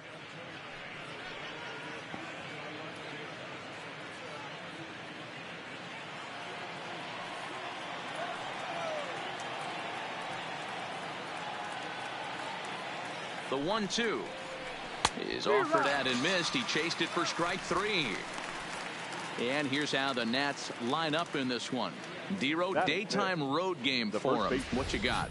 Matty, I love the way this lineup's constructed. Talking to the manager before the game, He focused on the fact that they have a pass the baton mentality. Everything's flowing for this lineup. Chance to score a lot of runs. And now for Washington, Ryan Zimmerman.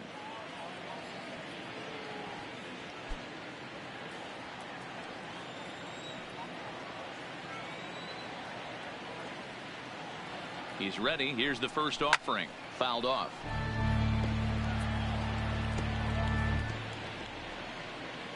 Rendon, base runner at first with one out.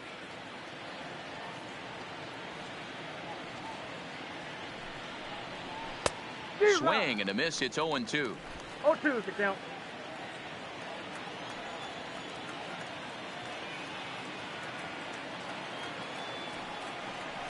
And a swing and a miss by Zimmerman as he's set down on strikes here. There are 2 away. That's not an at-bat he's going to look back on and be happy about. Obviously, the strikeout result isn't good, but to go down on 3 pitches and none of which were even in the strike zone, as you see there, that's not a good look.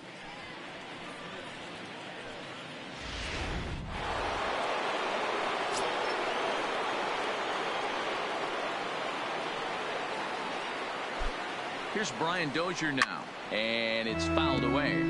He takes his first cuts in this one with a man at first and 2 away.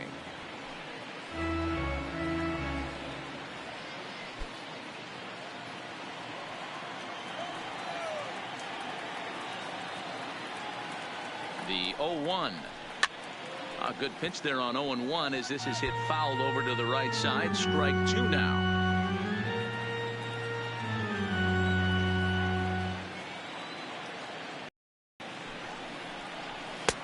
And he'll take the fastball here inside off the plate. It's 1-2. Boy, it's hard to sit on an 0-2 fastball. I think that pitch just locked him up a bit. But lucky for him, it was just a little out of the zone.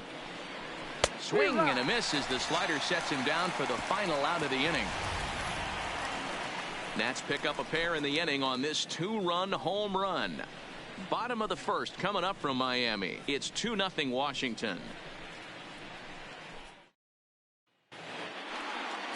Max Scherzer, the Missouri-born right-hander, gets the job of starting pitcher here. What's your take on him, Dan? Max Scherzer. Hello, Chief. It's Max, and it's not Agent 99. This is one of the best pitchers in the game of baseball. Upper to mid-90s fastball, powerhouse slider, and a great changeup. If he brings his A game, it's lights out for the opposing team. Into the box now, Curtis Granderson. He'll lead things off here in the bottom half of the first. Now the pitch. And the first pitch to the 38-year-old veteran is in for a called strike. 0-1. Past battles with Scherzer, he has an even 10 hits in 37 tries. He's also hit a couple of home runs against him. The windup and the 0-1. Curveball, swing and a miss, and he's behind in the count 0-2.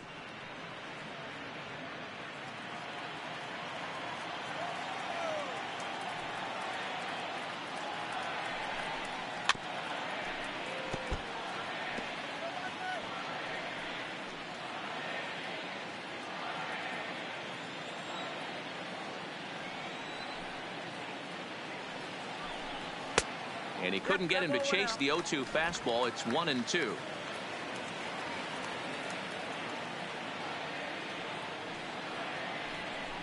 And this is swung on and missed by Granderson, and that's the first out of the inning. Time now for a glance at the Marlins lineup card in this one. Dan, who do we keep an eye on? Yeah, you know, I love what the Grandy man, Curtis Granderson, does for this ball club. He's an imposing figure with a bat in his hands. Always seems to turn in a good at-bat, and he can do a lot of damage when he barrels up the ball.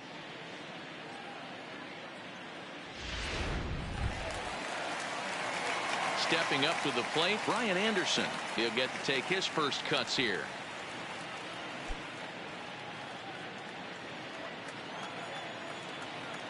First delivery to him on the way. And there's his strike right down the heart of the plate. 0-1. 1 out, nobody on.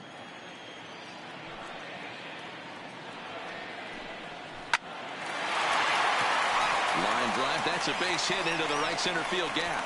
Running hard. He's digging for second. And now this is thrown wildly, just getting it into the infield. And he'll pull into second with one away. Batting third. As we take a look at the replay here, you can see that it was a hanging changeup. Nice job of staying back on it, and he's able to tattoo it for a double. And you know, if that pitch would have supplied more velocity, it might have been out of here. He hit it right on the screws.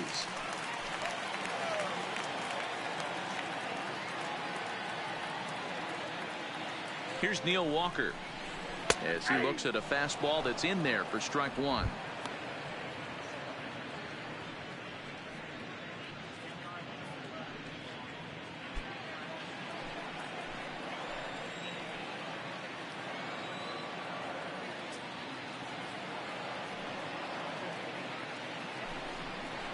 Swing and a miss as Walker's in a hole here. No balls and 2 strikes. This is what every pitcher likes to have. Another 0-2 count really puts the hitters on the defensive side in multiple ways. You can go fastball up, you can go breaking ball down. One of the keys, getting ahead, and he's done a very good job of that so far. Bounce towards the second baseman, and there are 2 away now. Had to protect there with 2 strikes, and he just got it off the end of the bat. Not much of a problem for the infield at that point.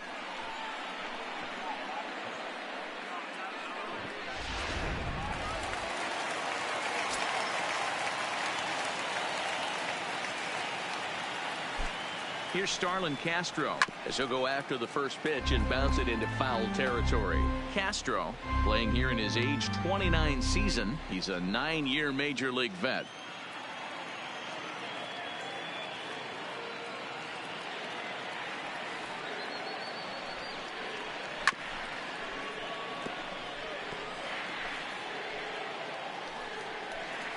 Anderson at third with 2 away.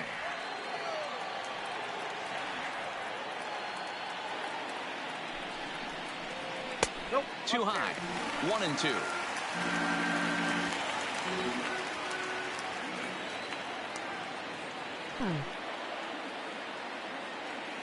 The 1-2. But pulled in at the hot corner, and that ends the inning. So it's no runs on a hit, no errors, and a man left. Second inning coming up here in South Florida. Nationals on top, 2-0.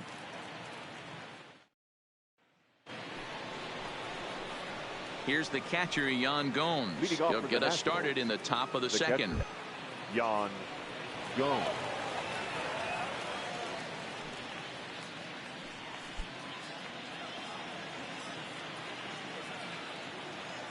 The pitch.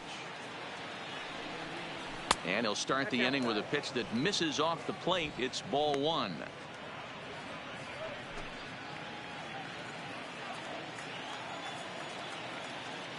Now the 1-0. Liner towards second. Throw to first will be in time, and there's 1 gone here to start the second.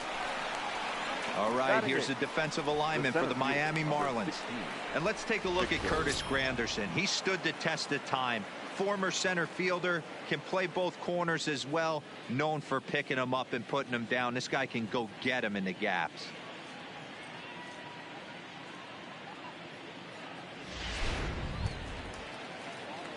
Victor Robles digging in now.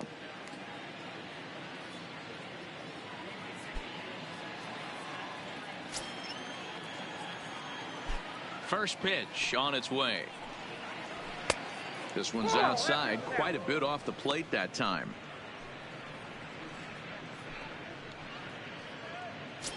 Bases are empty, 1 man out.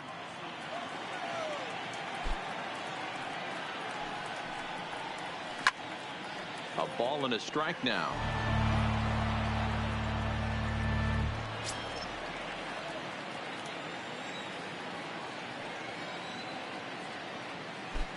The 1-1 is a changeup that's looked at for a ball.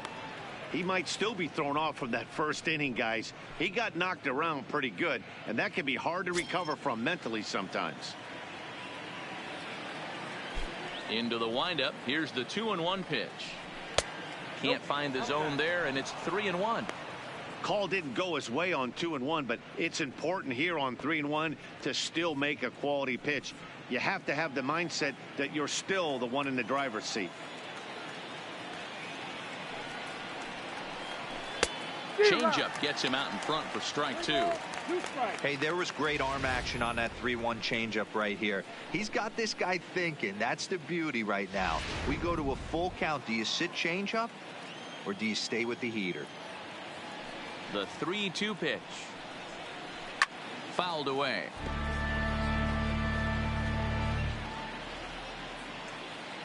Seventh pitch of the at-bat coming up. Got him looking with the fastball as that had some two-seam movement to it. 2 gone. Well, that call looked like it was a little in the pitcher's favor, but it wasn't outrageous. Hey, listen, calling balls and strikes is a really tough job, and even the best are going to miss some from time to time, especially when they're sort of borderline like that last one. Not sure the hitter would want to hear that, though. Kurt Suzuki will get the call here as he'll hit for the pitcher. Kurt Suzuki.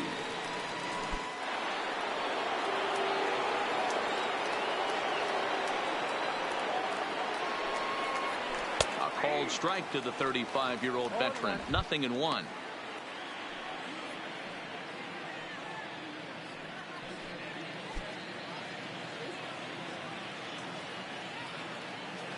Now here's the pitch. Hit hard to the right. Foul.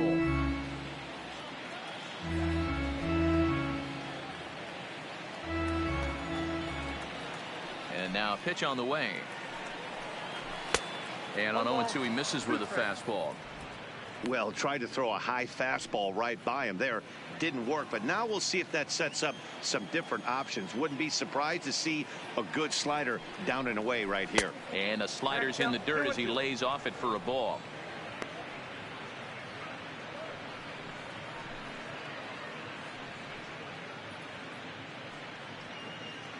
Two out, nobody on.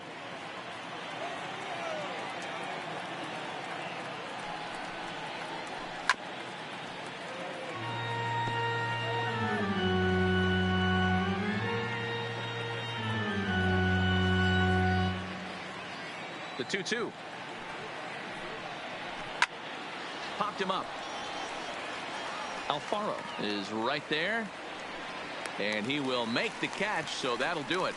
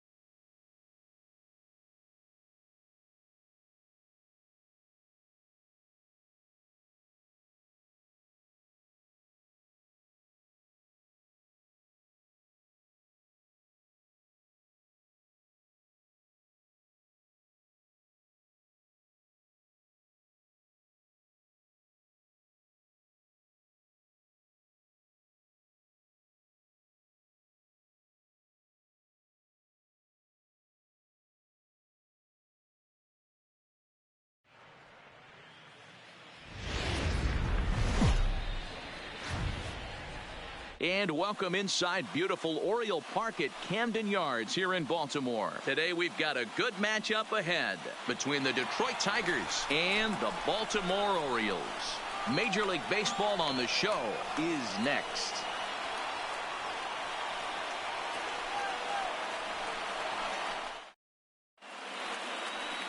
Alex Cobb is ready to go as he'll be on the hill for Baltimore. Dan Plesac, what's the word on him?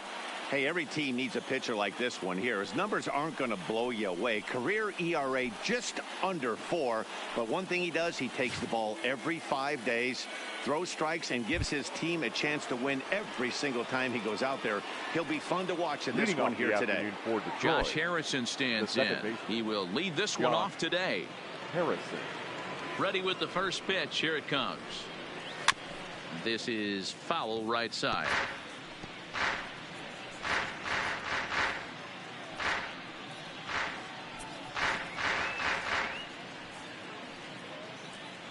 First pitch, 107. Here comes the 0-1. Hit fairly well out towards straightaway center. Mullins will wait on it. And he's got it for out number 1. So a moment now to take a look at the starting lineup for the visiting Detroit Tigers. Dero, daytime road game for him. What you got? I got that this lineup, Matty, in Oriole Park likes to swing the bats. This place plays small. This place has a low wall. You can drive it out pretty much line to line, and there's a lot of room to be a hero in this yard. So the bases are empty with one man gone, and the right-handed hitting Nicholas Castellanos will bat next. Here's the first pitch to him. In there, no balls and a strike.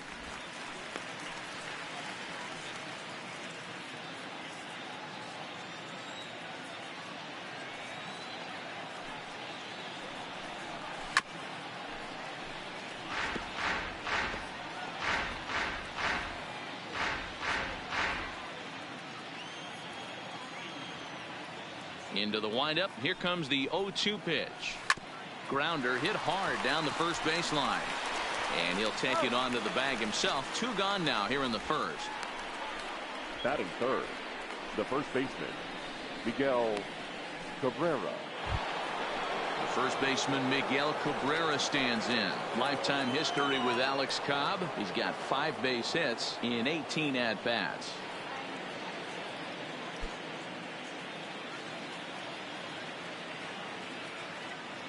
First pitch coming. Here it is. Hit the other way out toward right field. Rickards under it. He makes the play, and that'll end the inning. 3 up, 3 down for Detroit. Tigers nothing. Orioles coming up. It's Major League Baseball on the show.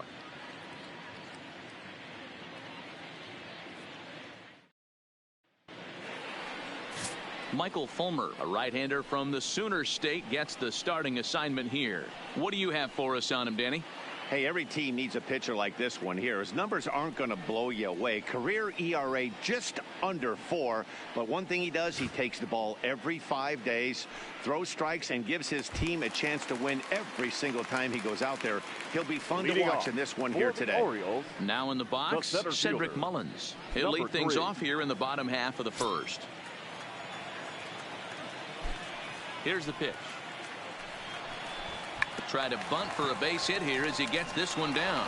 Candelario is up with it, and an off-balance throw is in time as he takes one away. Wow. Now a moment here in Baltimore for the Orioles starting lineup. Who are you focused on, Dan Plesac? You know, Matt, a big part of the offense is Mark Trumbo. He's certainly a guy to watch out there in this lineup. Everything he does makes them click. When he's swinging the bat well, they just go.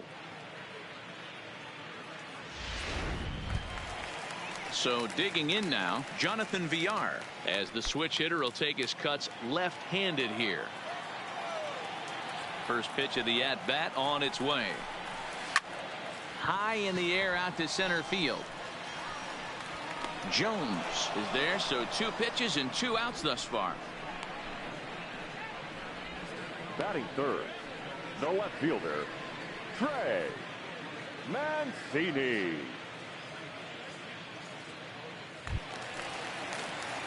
And here's the big right-handed power threat, Trey Mancini. No one aboard for him, and 2 gone here in the first. First pitch of the at-bat. On a line, that's a base hit. For every pitcher, you'd like to get through that first inning. 1, 2, 3, 2-out single. Now the cleanup man comes up. Absolutely, and you know what that means. Cleanup hitter. Guys are in scoring position the minute he steps in the box, let alone have someone on first base.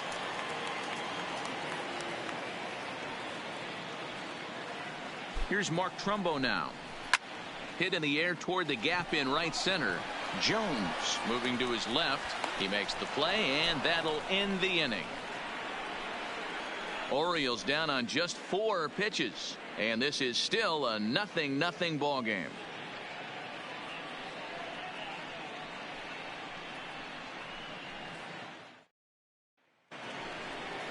Digging in the switch hitter, Jeimer Candelario. He'll lead it off here to begin the second. Jeimer Candelario.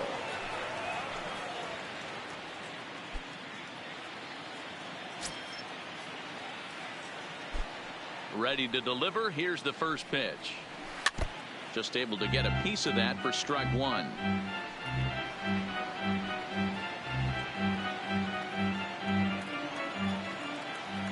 The windup and the 0-1. And a pitch in the dirt as he lays off. It's 1-1. Time for a look at our umpires in this one. Behind the plate is Ed Drummond. Yeah, Matty. Hey, you know what, Dero? This Ed Drummond, he's a good umpire. Fair umpire, good ball and strike umpire. Pretty much straight down the road. That's all you look for, Dan. Just be consistent. I don't care if you're given 2 to 3 inches off the outside corner, but you can't do it on the inside corner. If you're going to stick to one thing and stay consistent with it, no player will have a gripe with you. To 2 balls and 2 strikes now. In today's game, everybody's trying to work off the mound north-south, trying to elevate that heater. He wanted that pitch right there, but I can tell you as an offensive player, I'd rather give you 6 inches off east-west than to have you call that high fastball. And he lays off a pitch off the plate and high. 3-2.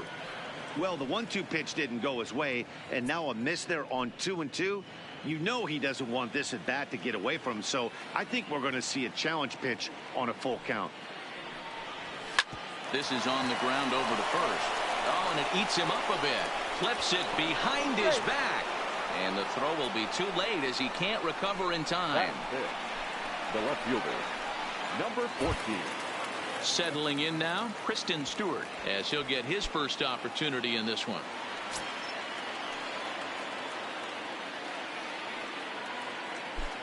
From the stretch. There he goes. Is put in play to the right side of the infield. And indeed, he won't try to force it at second. He'll just flip on to first for the sure out. All right, let's take a look at the defensive alignment for the Orioles. And I want to talk about shortstop Alcides Escobar. This guy's a premium defender. He's been that way his whole career. A former World Series champion. The ability to go up the middle and to the backhand with a strong arm. Coming to the plate now, Niko Goodrum. And he could give his guys an early lead if he can come through here.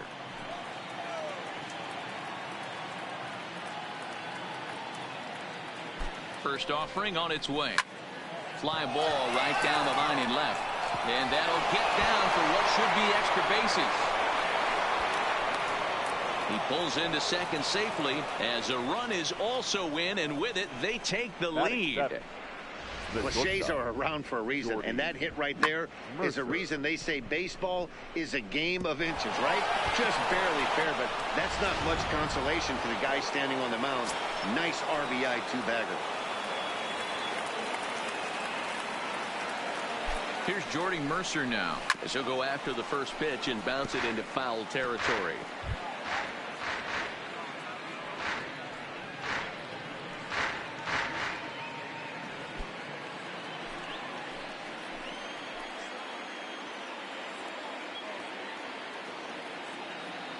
The 0-1 pitch. Another one fouled off, and he's quickly behind 0-2. Goodrum, the runner at second with one away.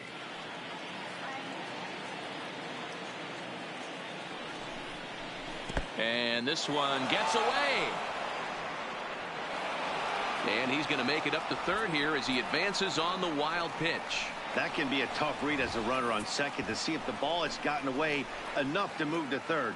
You have to be sure you can make it. He was there, and now he's only 90 feet away.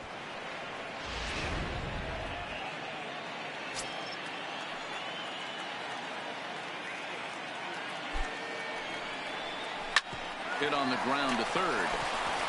On to Davis at first, and there are two away.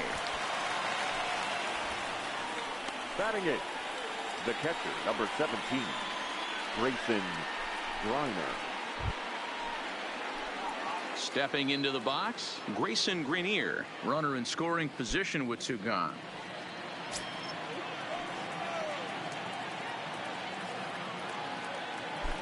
He's ready. Here's the first offering. No offer at that one. It's a cold strike.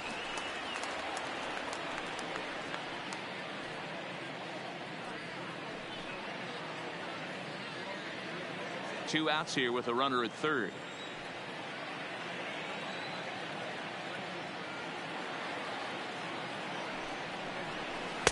That misses wide. 1 ball and 1 strike.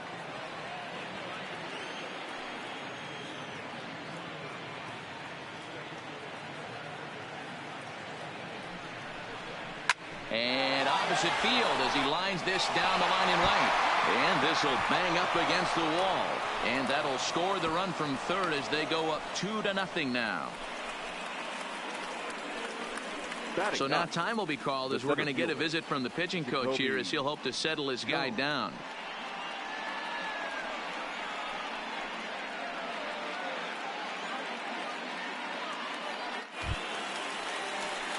Jacoby Jones the next to hit, trying to keep things going now with a runner at first following the RBI single.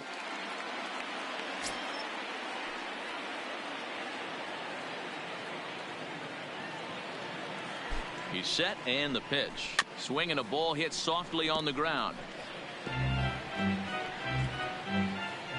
A runner on first with 2 away.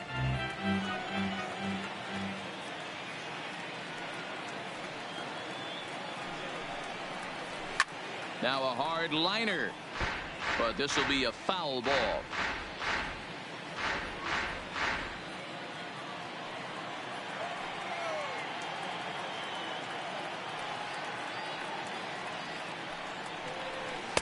Not a bad pitch there with 2 strikes, but it misses 1 and 2.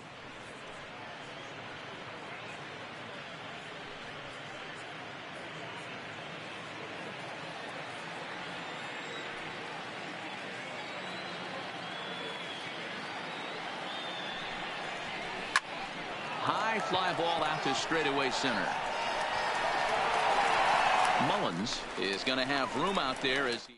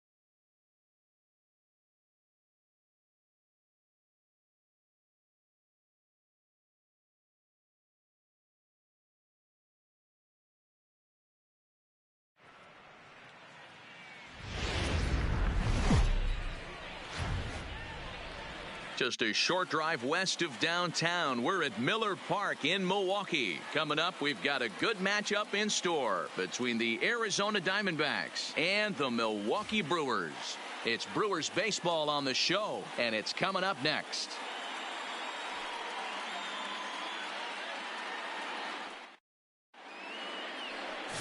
Ulysses Chacin gets the start for Milwaukee in this one.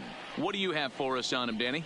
Hey, every team needs a pitcher like this one here. His numbers aren't going to blow you away. Career ERA just under 4. But one thing he does, he takes the ball every 5 days, throws strikes, and gives his team a chance to win every single time he goes out there. He'll be fun to watch in this one here today.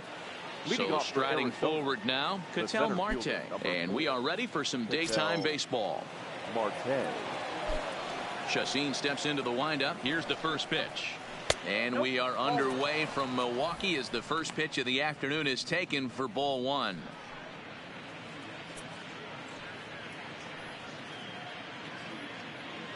First pitch, 107. Now the 1-0. A fastball here, and this is softly hit and fouled off to the left.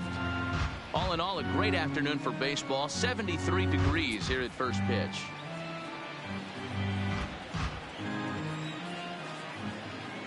The 1-1 home. Misses for the second ball.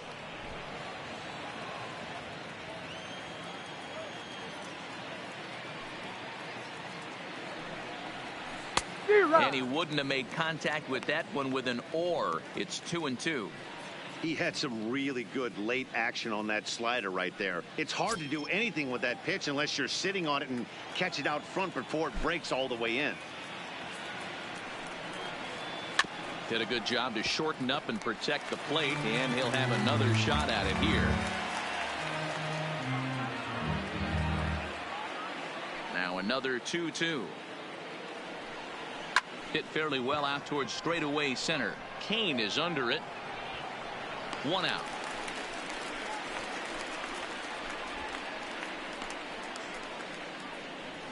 With that, the batting order for the visiting Arizona Diamondbacks. Danny, who stands out to you? Well, Matty, I'm excited to watch David Peralta play.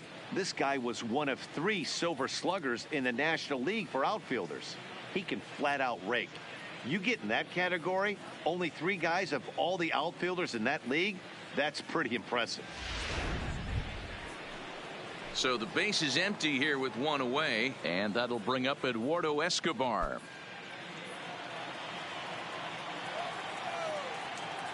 First pitch on its way. Fastball taken, but that gets the zone for a strike. So let's take a look at our umpiring crew in this one. Behind the plate is Joe McDonald.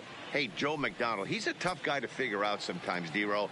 One inning, he'll be giving that inside corner. The next inning, he doesn't give much of that inside corner. His zone fluctuates a lot. You know, Dan, you could see some definite confusion on the face of some hitters today. Questioning in the strike zone. One pitch is a strike on the outer half. The next time it's a ball. Kind of a little cat and mouse with the umpire when you should be focused on the pitcher. Number 6. Ready now for the Diamondbacks, David Peralta. First chance for him here in the top of the first with nobody on.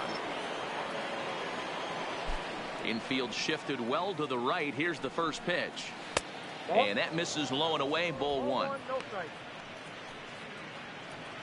Top of the first, just getting started here at Miller Park.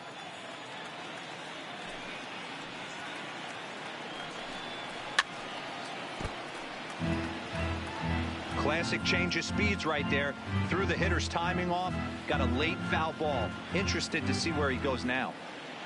Ready to deal. Here's the 1-1. Just behind the fastball there. 2 strikes now. I can't imagine he was sitting on fastball at his neck right there. He is going to have to lower his sights if he's going to have any chance. The 1-2. Neither guy willing to give in, and the at-bat will continue. I'll tell you right now, he let go of that one, and he wanted to pull it back. That was a hanger, bad spot over the heart of the plate. He's lucky. He's lucky that's getting sent back to him. And that misses 2-2.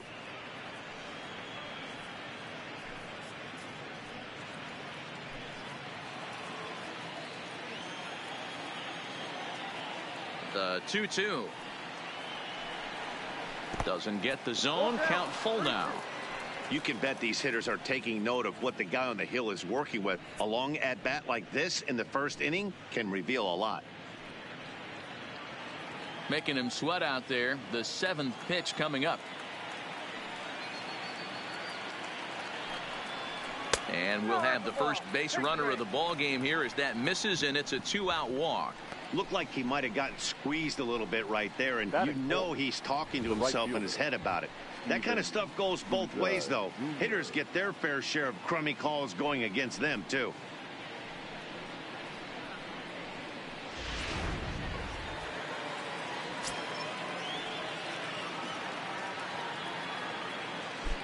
Into the box now, Steven Souza, as he'll take a look at a slider here that finds the zone for strike 1.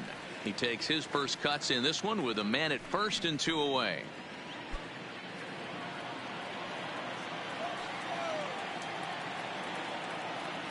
He's set. Here's the 0-1. I had him guessing that time as he's barely able to foul it away.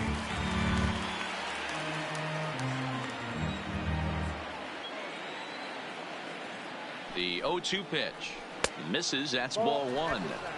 Well, I think that's a great spot for that pitch in on the hands. It wasn't a strike, but if he can command the movement in there, he's going to be very effective in this one.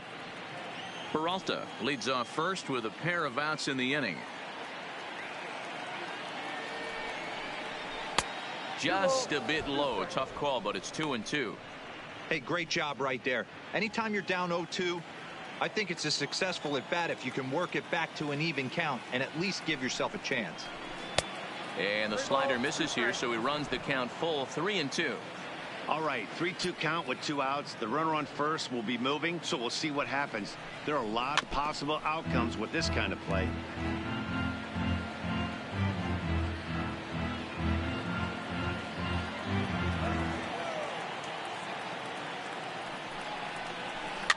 And another foul ball.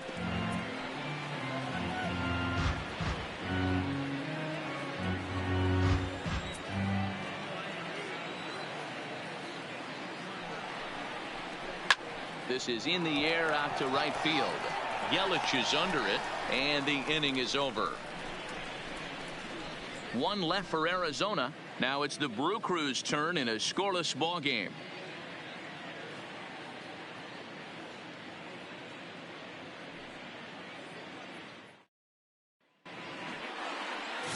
Zach Greinke, a right-hander from Florida, gets the ball as the starter here. Dan, any thoughts? Zach Greinke, one of the most complete pitchers in the game of baseball. 4-pitch mix. I don't think anybody commands the fastball as well as Zach Greinke. Up, down, in and out. He can dot the fastball. Good curveball, good change. Has the slider that he'll throw to both righties and lefties. If Zach Greinke brings his A game, he can shut anybody down. Here now is the center fielder Lorenzo Cain to get us started in the bottom half of the first. Fastball just misses. That's ball 1. Career line against Greinke. He's 4 for 11. He's taken him deep once.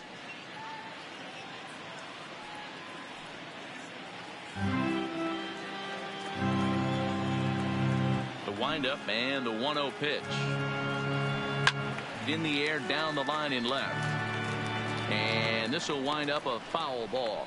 Greinke is at least partially known for a good changeup, and it's not just any change of speed pitch. It dances all over the place.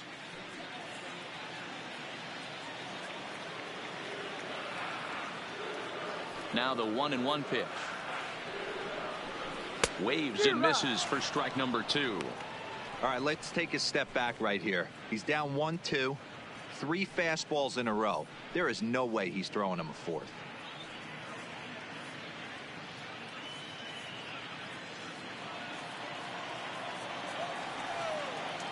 The 1-2.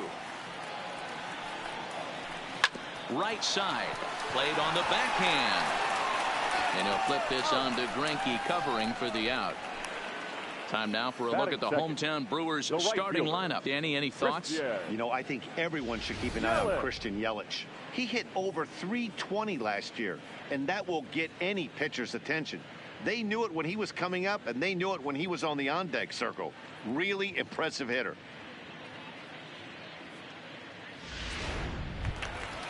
So one away here with the bases empty. And up next, the sweet swinging left-handed hitting outfielder Christian Yelich.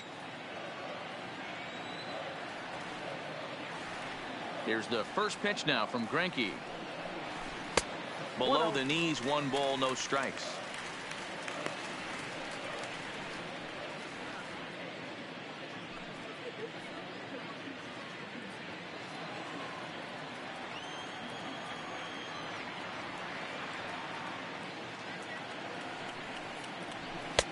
Lays off again, and it's 2-0. 1 out, nobody on.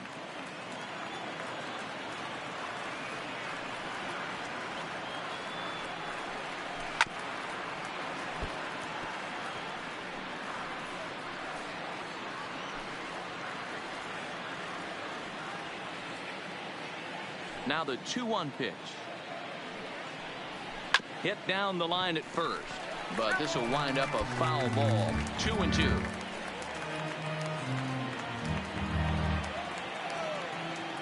The 2-2 is a wave and a miss. He struck him out. You know what was really impressive to me about that strikeout? He fell behind 2-0 to start the at-bat. That's a pretty bad place to be, but then he kind of refocused himself and came right back with 3 quality pitches in a row to set him down. That's not easy to do, but now his focus has to hone in on getting ahead on the next guy. Into the box, Jesus Aguilar, as he takes a fastball off the plate for a ball, 1-0. Looking to get on base and keep this first inning alive.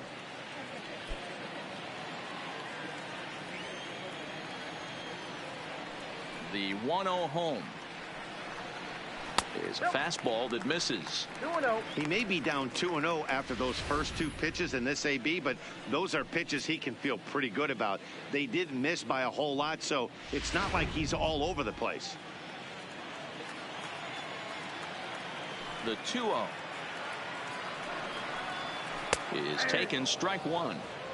Well, that's a tough pitch to take right there, right down the middle. But I think that happens when you're facing a good pitcher like this guy. The last thing you're expecting is one right down the pipe, and unfortunately, he let that one go, and he'd like to have that pitch back to take a good swing at that one. A little too tall that time. 3-1 now.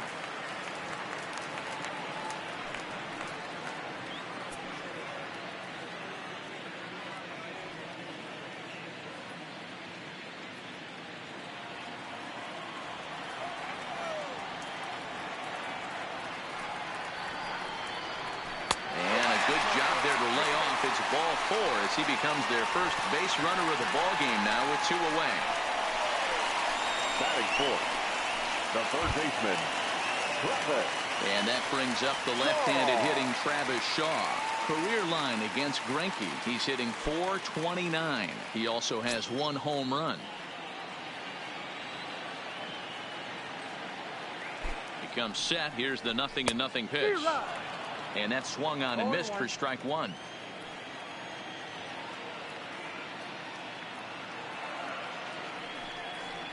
And a changeup here, but that's taken low in the dirt for a ball. 2 out with the man at first.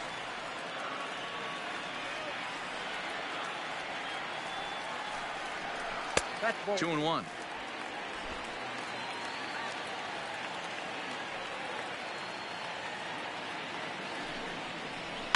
And he fouls this one off.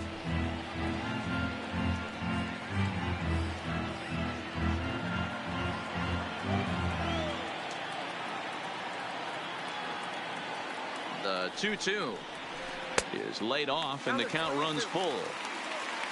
Ryan Braun would be next.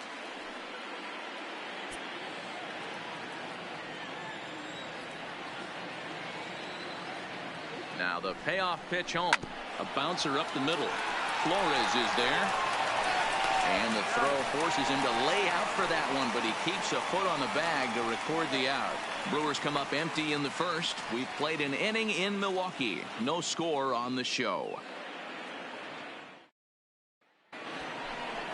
Jake Lamb standing in now, as it'll be 5, 6, and 7 due up to kick off the second inning. Jake Lamb.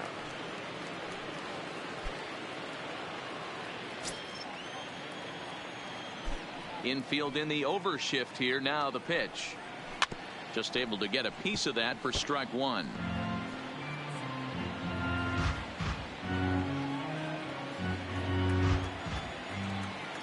Chacin looks in. 0-1 pitch on its way. Oh, and he's really getting the better of him now. It's strike two.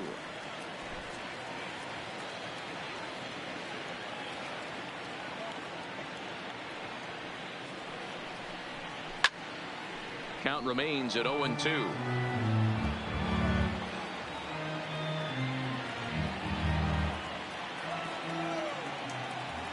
Here's another 0-2. Ball one, well below the zone.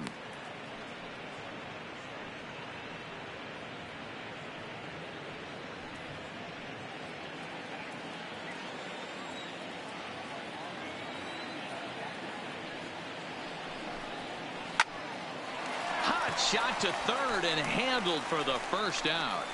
All right, guys, here's a defensive alignment for the Milwaukee Brewers. And, guys, what I want you to focus on today is this is one of the new age teams in the game that really rely on statistics and the numbers. And the numbers tell them that they're a better team defensively, moving guys around and shifting as much as they can. Now at the plate, Wilmer Flores.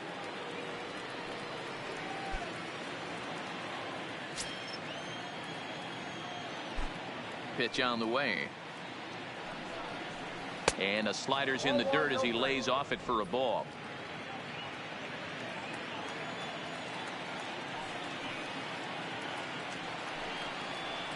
And he misses again. 2-0.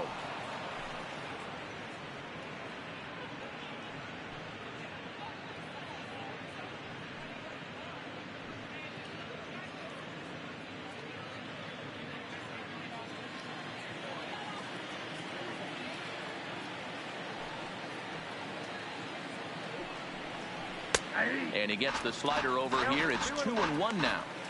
That's a nasty pitch right there. You got to tip your hat as the hitter. You get a nasty slider like that, there's nothing you can do. Actually, a quality take. Pitch is popped up. Grandal is calling for it, and he brings it in for the second out of the inning. Batting seventh, the shortstop, Nick Ahmed.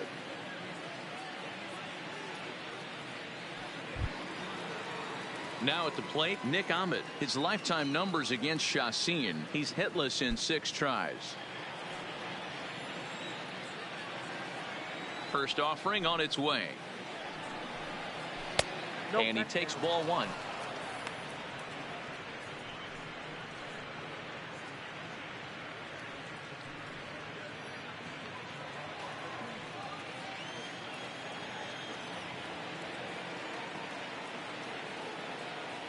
One and 0 count. The pitch.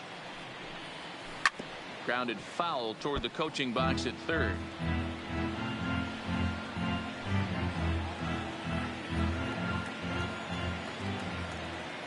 From the windup, the 1-1.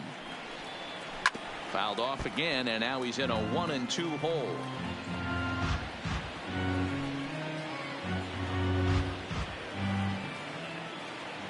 One and 2 count. Here's the pitch. Fouled off.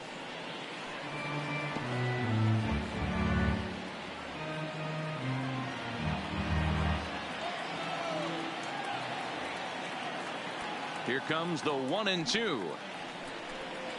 Swung on and missed, and that's the final out of the inning.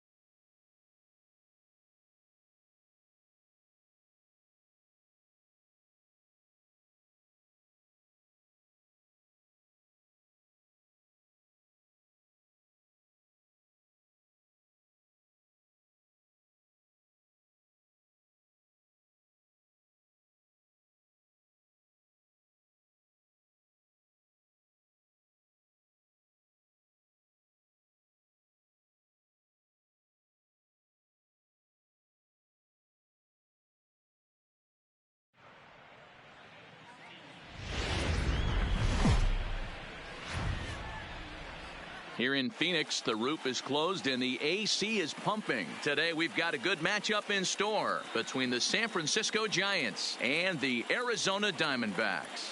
Bumgarner and Greinke duel on the mound next.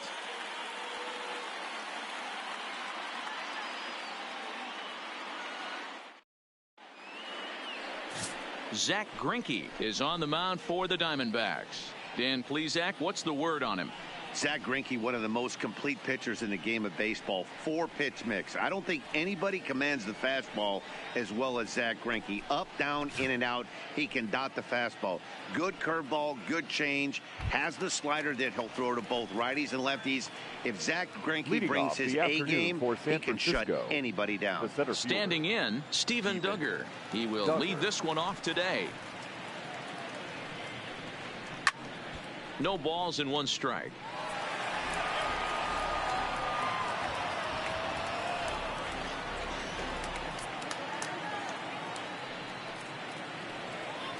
First pitch, 106.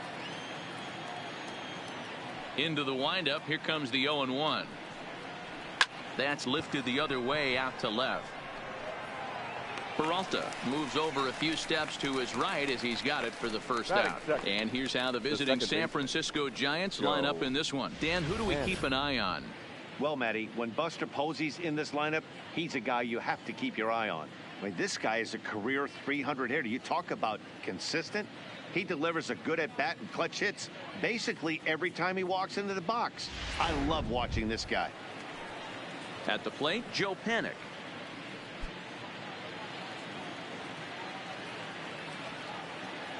Here's the first pitch now from Greinke. And a fastball misses here to start the at-bat. It's 1-0.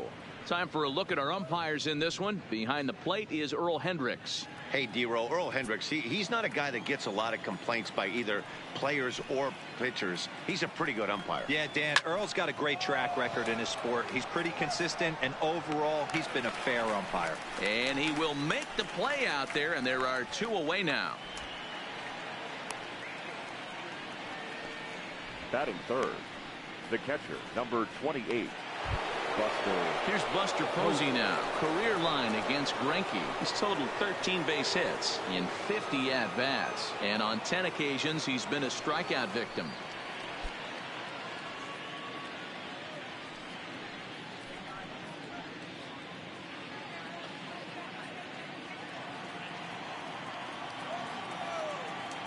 Here comes the first pitch.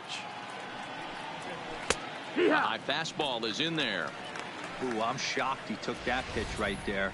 That ain't plus 90s right there. That's mid to low 90s fastball in the honey hole. I'm surprised he didn't pull the trigger on that one.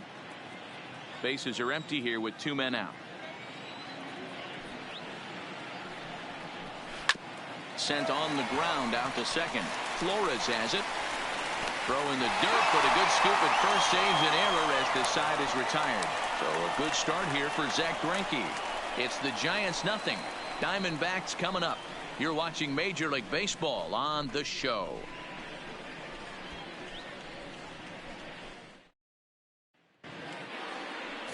Madison Bumgarner, a lefty from North Carolina, against the starting assignment. What do we need to know here, Danny? Quite frankly, one of the toughest and baddest dudes in the game of baseball. We all remember coming in Game 7 of the World Series against the Kansas City Royals. Every team thinks that they have an ace. Well, guess what? This guy is a true, legitimate ace.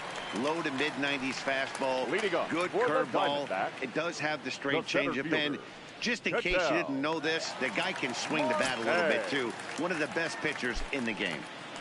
Here's the first pitch to him. One. And he gets ahead 0-1. No ball, 1 strike.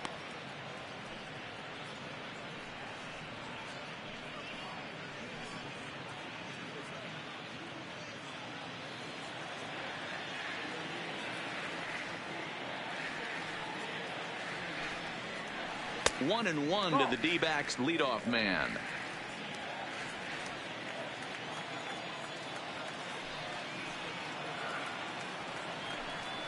Lifted into center field. Duggar's there for it. He's got it 1 away. With that, let's take a look at the hometown Diamondbacks lineup card. Who are you focused on, Dan Plesac? Well, I think the focus has to be on the man hitting third. This guy was one of 3 silver sluggers in the National League for outfielders. He can flat out rake. You get in that category, only 3 guys of all the outfielders in that league, that's pretty impressive. Stepping up now, Eduardo Escobar. He'll get to take his first cuts here.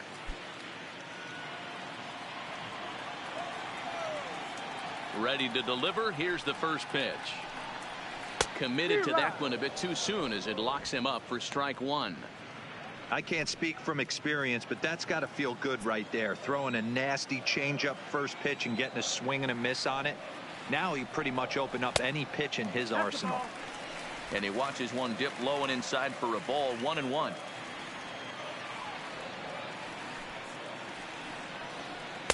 A ball and 2 strikes now.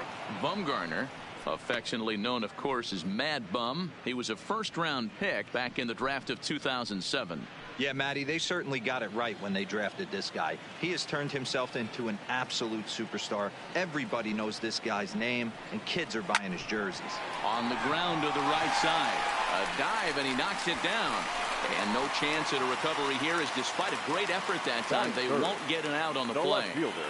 Man, that's surprising, Dan. This guy's flailing at stuff in the dirt and above his head to get to 2 strikes, and then he lays him a cookie. Well, you would think after throwing 2 pitches out of the zone that he would triple up and throw a third one either up, down, or in and out, but that one right in the middle of the strike zone.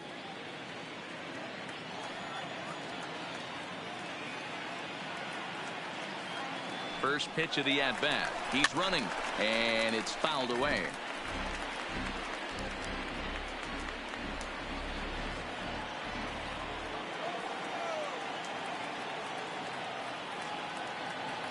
On its way, the 0-1 pitch. Another one fouled off, and he's quickly behind 0-2. Escobar stands at first with 1 out.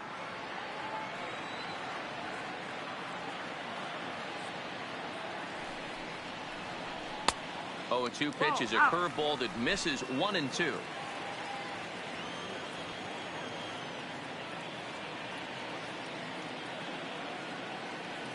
The 1-2 is swung on and missed, strike 3. Good job of making him chase a pitch for the strikeout there. Yeah, Matt, that's the advantage of getting ahead in the count. You can really force hitters to expand their zone to protect. And when they're in that mode, getting them to go after a pitch they can't do much with becomes a lot easier.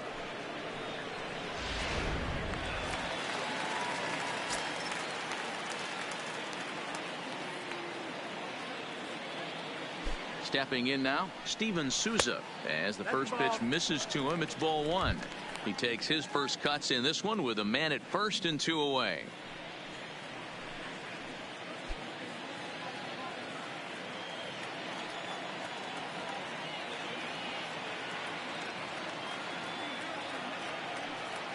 The 1-0 is laid off for ball 2.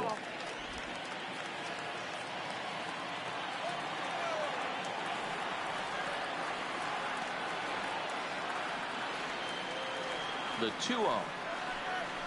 3-0 now. If I'm managing this hitter right here, he doesn't even have to look down at the third base coach. You know he's got the green light. He's one of the best hitters in your lineup. He's set. Here's the 3-0. And this pitch misses for ball 4. So that's going to move a runner into scoring position now with 2 away. Oh, man, I think this walk is going to grind at him for a bit. He just missed, and now the inning continues with the man in scoring position. Coming to the plate now, Christian Walker. And he could give his guys an early lead if he can come through here.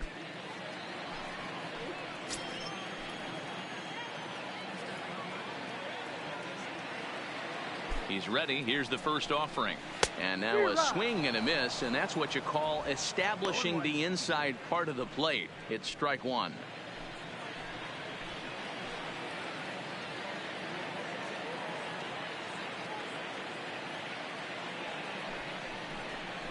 Started to go around there, but he holds up ball 1. Well, you're in trouble at the plate if you fall behind this guy 0-2, so that was a good job to hold up right there.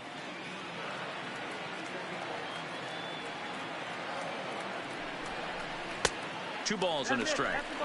Well, I know the last thing he wants to do is load the bases right here, so the pressure is on right now to get back in the strike zone.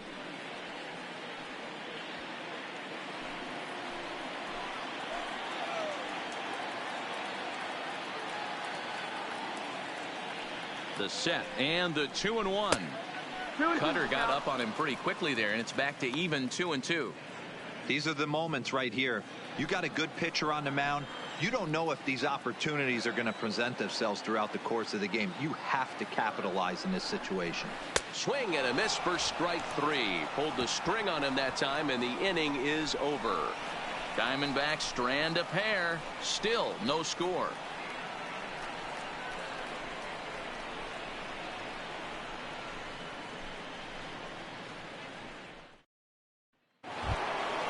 Here's the first baseman, Brandon Belt. Career line against Greinke. He has 9 base hits in 34 tries. 2 of those hits were for home runs.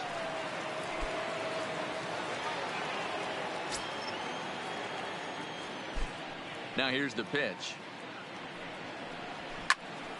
Strike 1 to start the at-bat.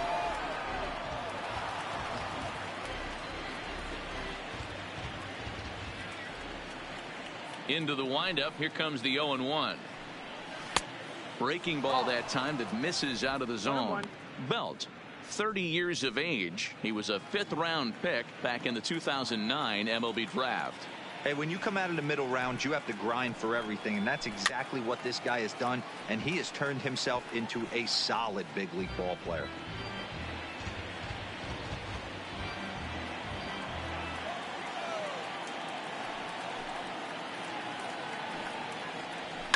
To right field and deep. Look at this thing go. Gone to lead off the inning.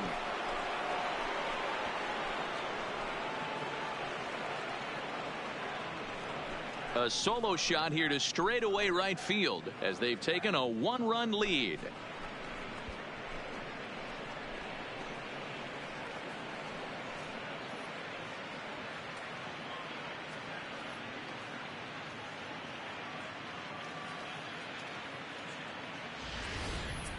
Hey, listen, there's an old adage in baseball that solo home runs won't kill you. This is one of the top hitters in that lineup. So a home run, a solo home run right here is not the end of the world.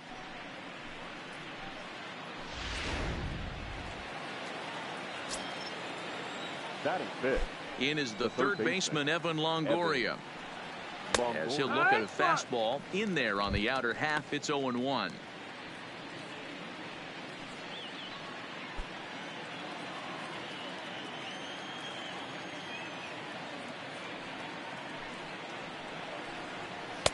Off the plate and in. It's a ball and a strike. 1-1.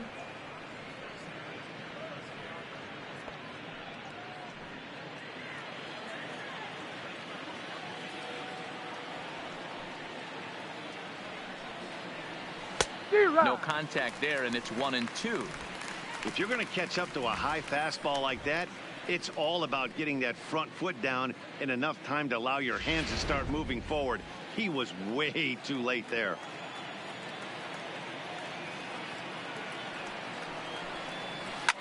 Did a good job to shorten up and protect the plate, and he'll have another shot at it here. Bases are empty here, nobody out.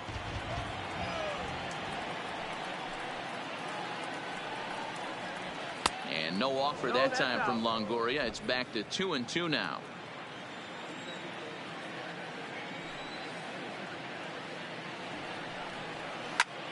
2-2 pitch is fouled away.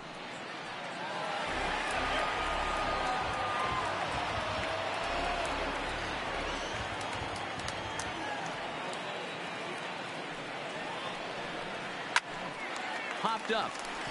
Walker is there. And that's the first out of the inning.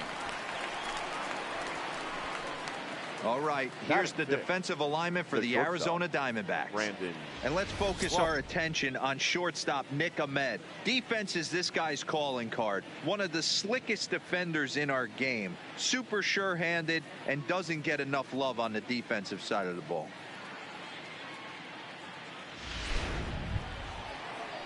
So stepping in, Brandon Crawford.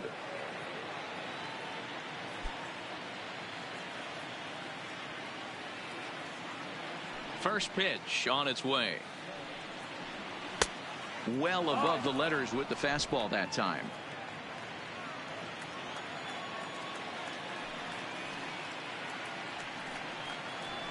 Fastball taken, but that gets the zone for a strike.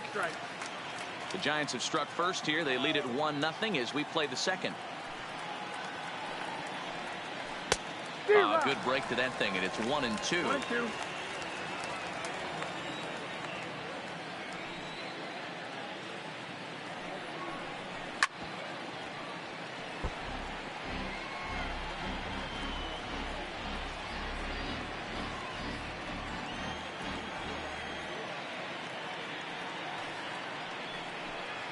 He takes strike 3 called on the fastball. Couldn't pull the trigger, and there are 2 away.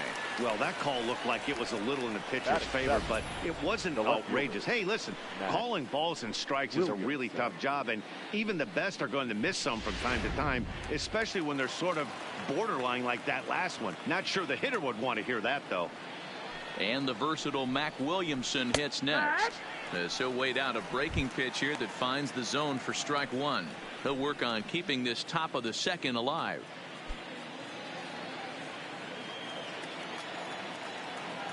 Oh, 1, here's the pitch. And boy, big problems here to start this at-bat. It's 0-2 now. Hey, nice job of bouncing back after the leadoff homer. 2 quick outs after the bomb, and he's got a chance to get out of this. Out in front of that one, but he stays alive and will do it again on 0-2.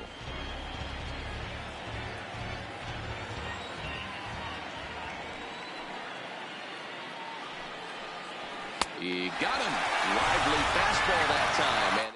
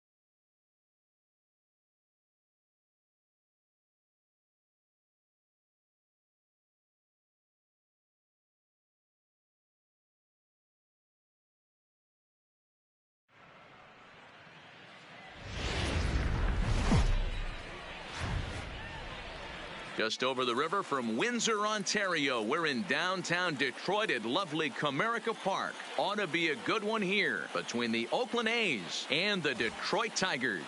Tigers baseball comes your way next.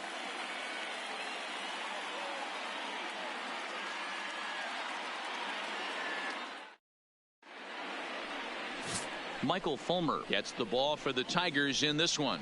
What's your take on him, Dan? Hey, thanks, man. On the bump, Michael Fulmer.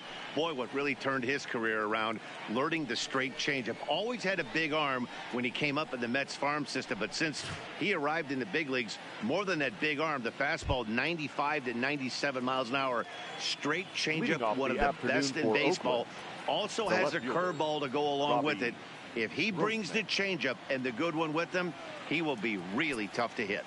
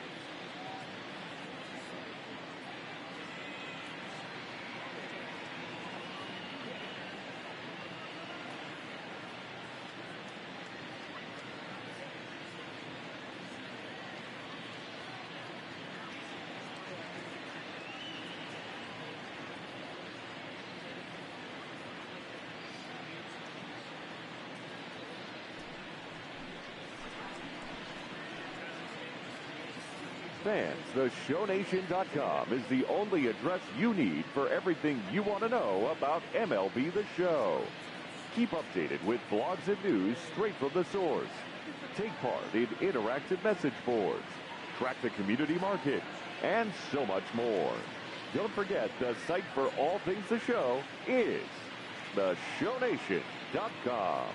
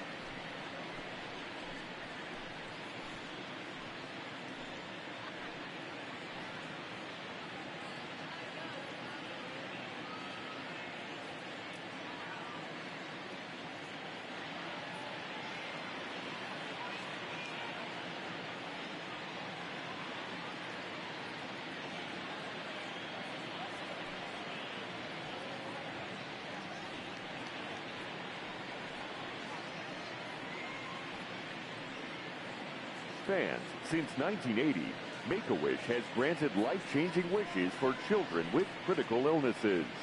Children who have wishes granted build the emotional and physical strength needed to fight their medical condition.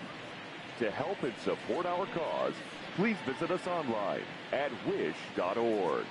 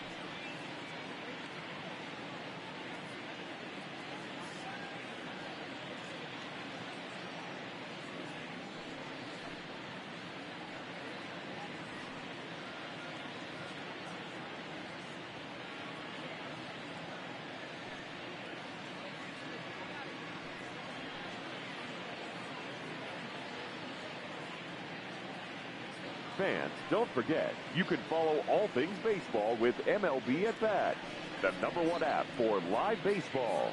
Stay connected to every pitch with highlights, replay reviews, scores, live radio broadcasts, and more. Get the At Bat app for your smartphone or tablet. Visit MLB.com for details.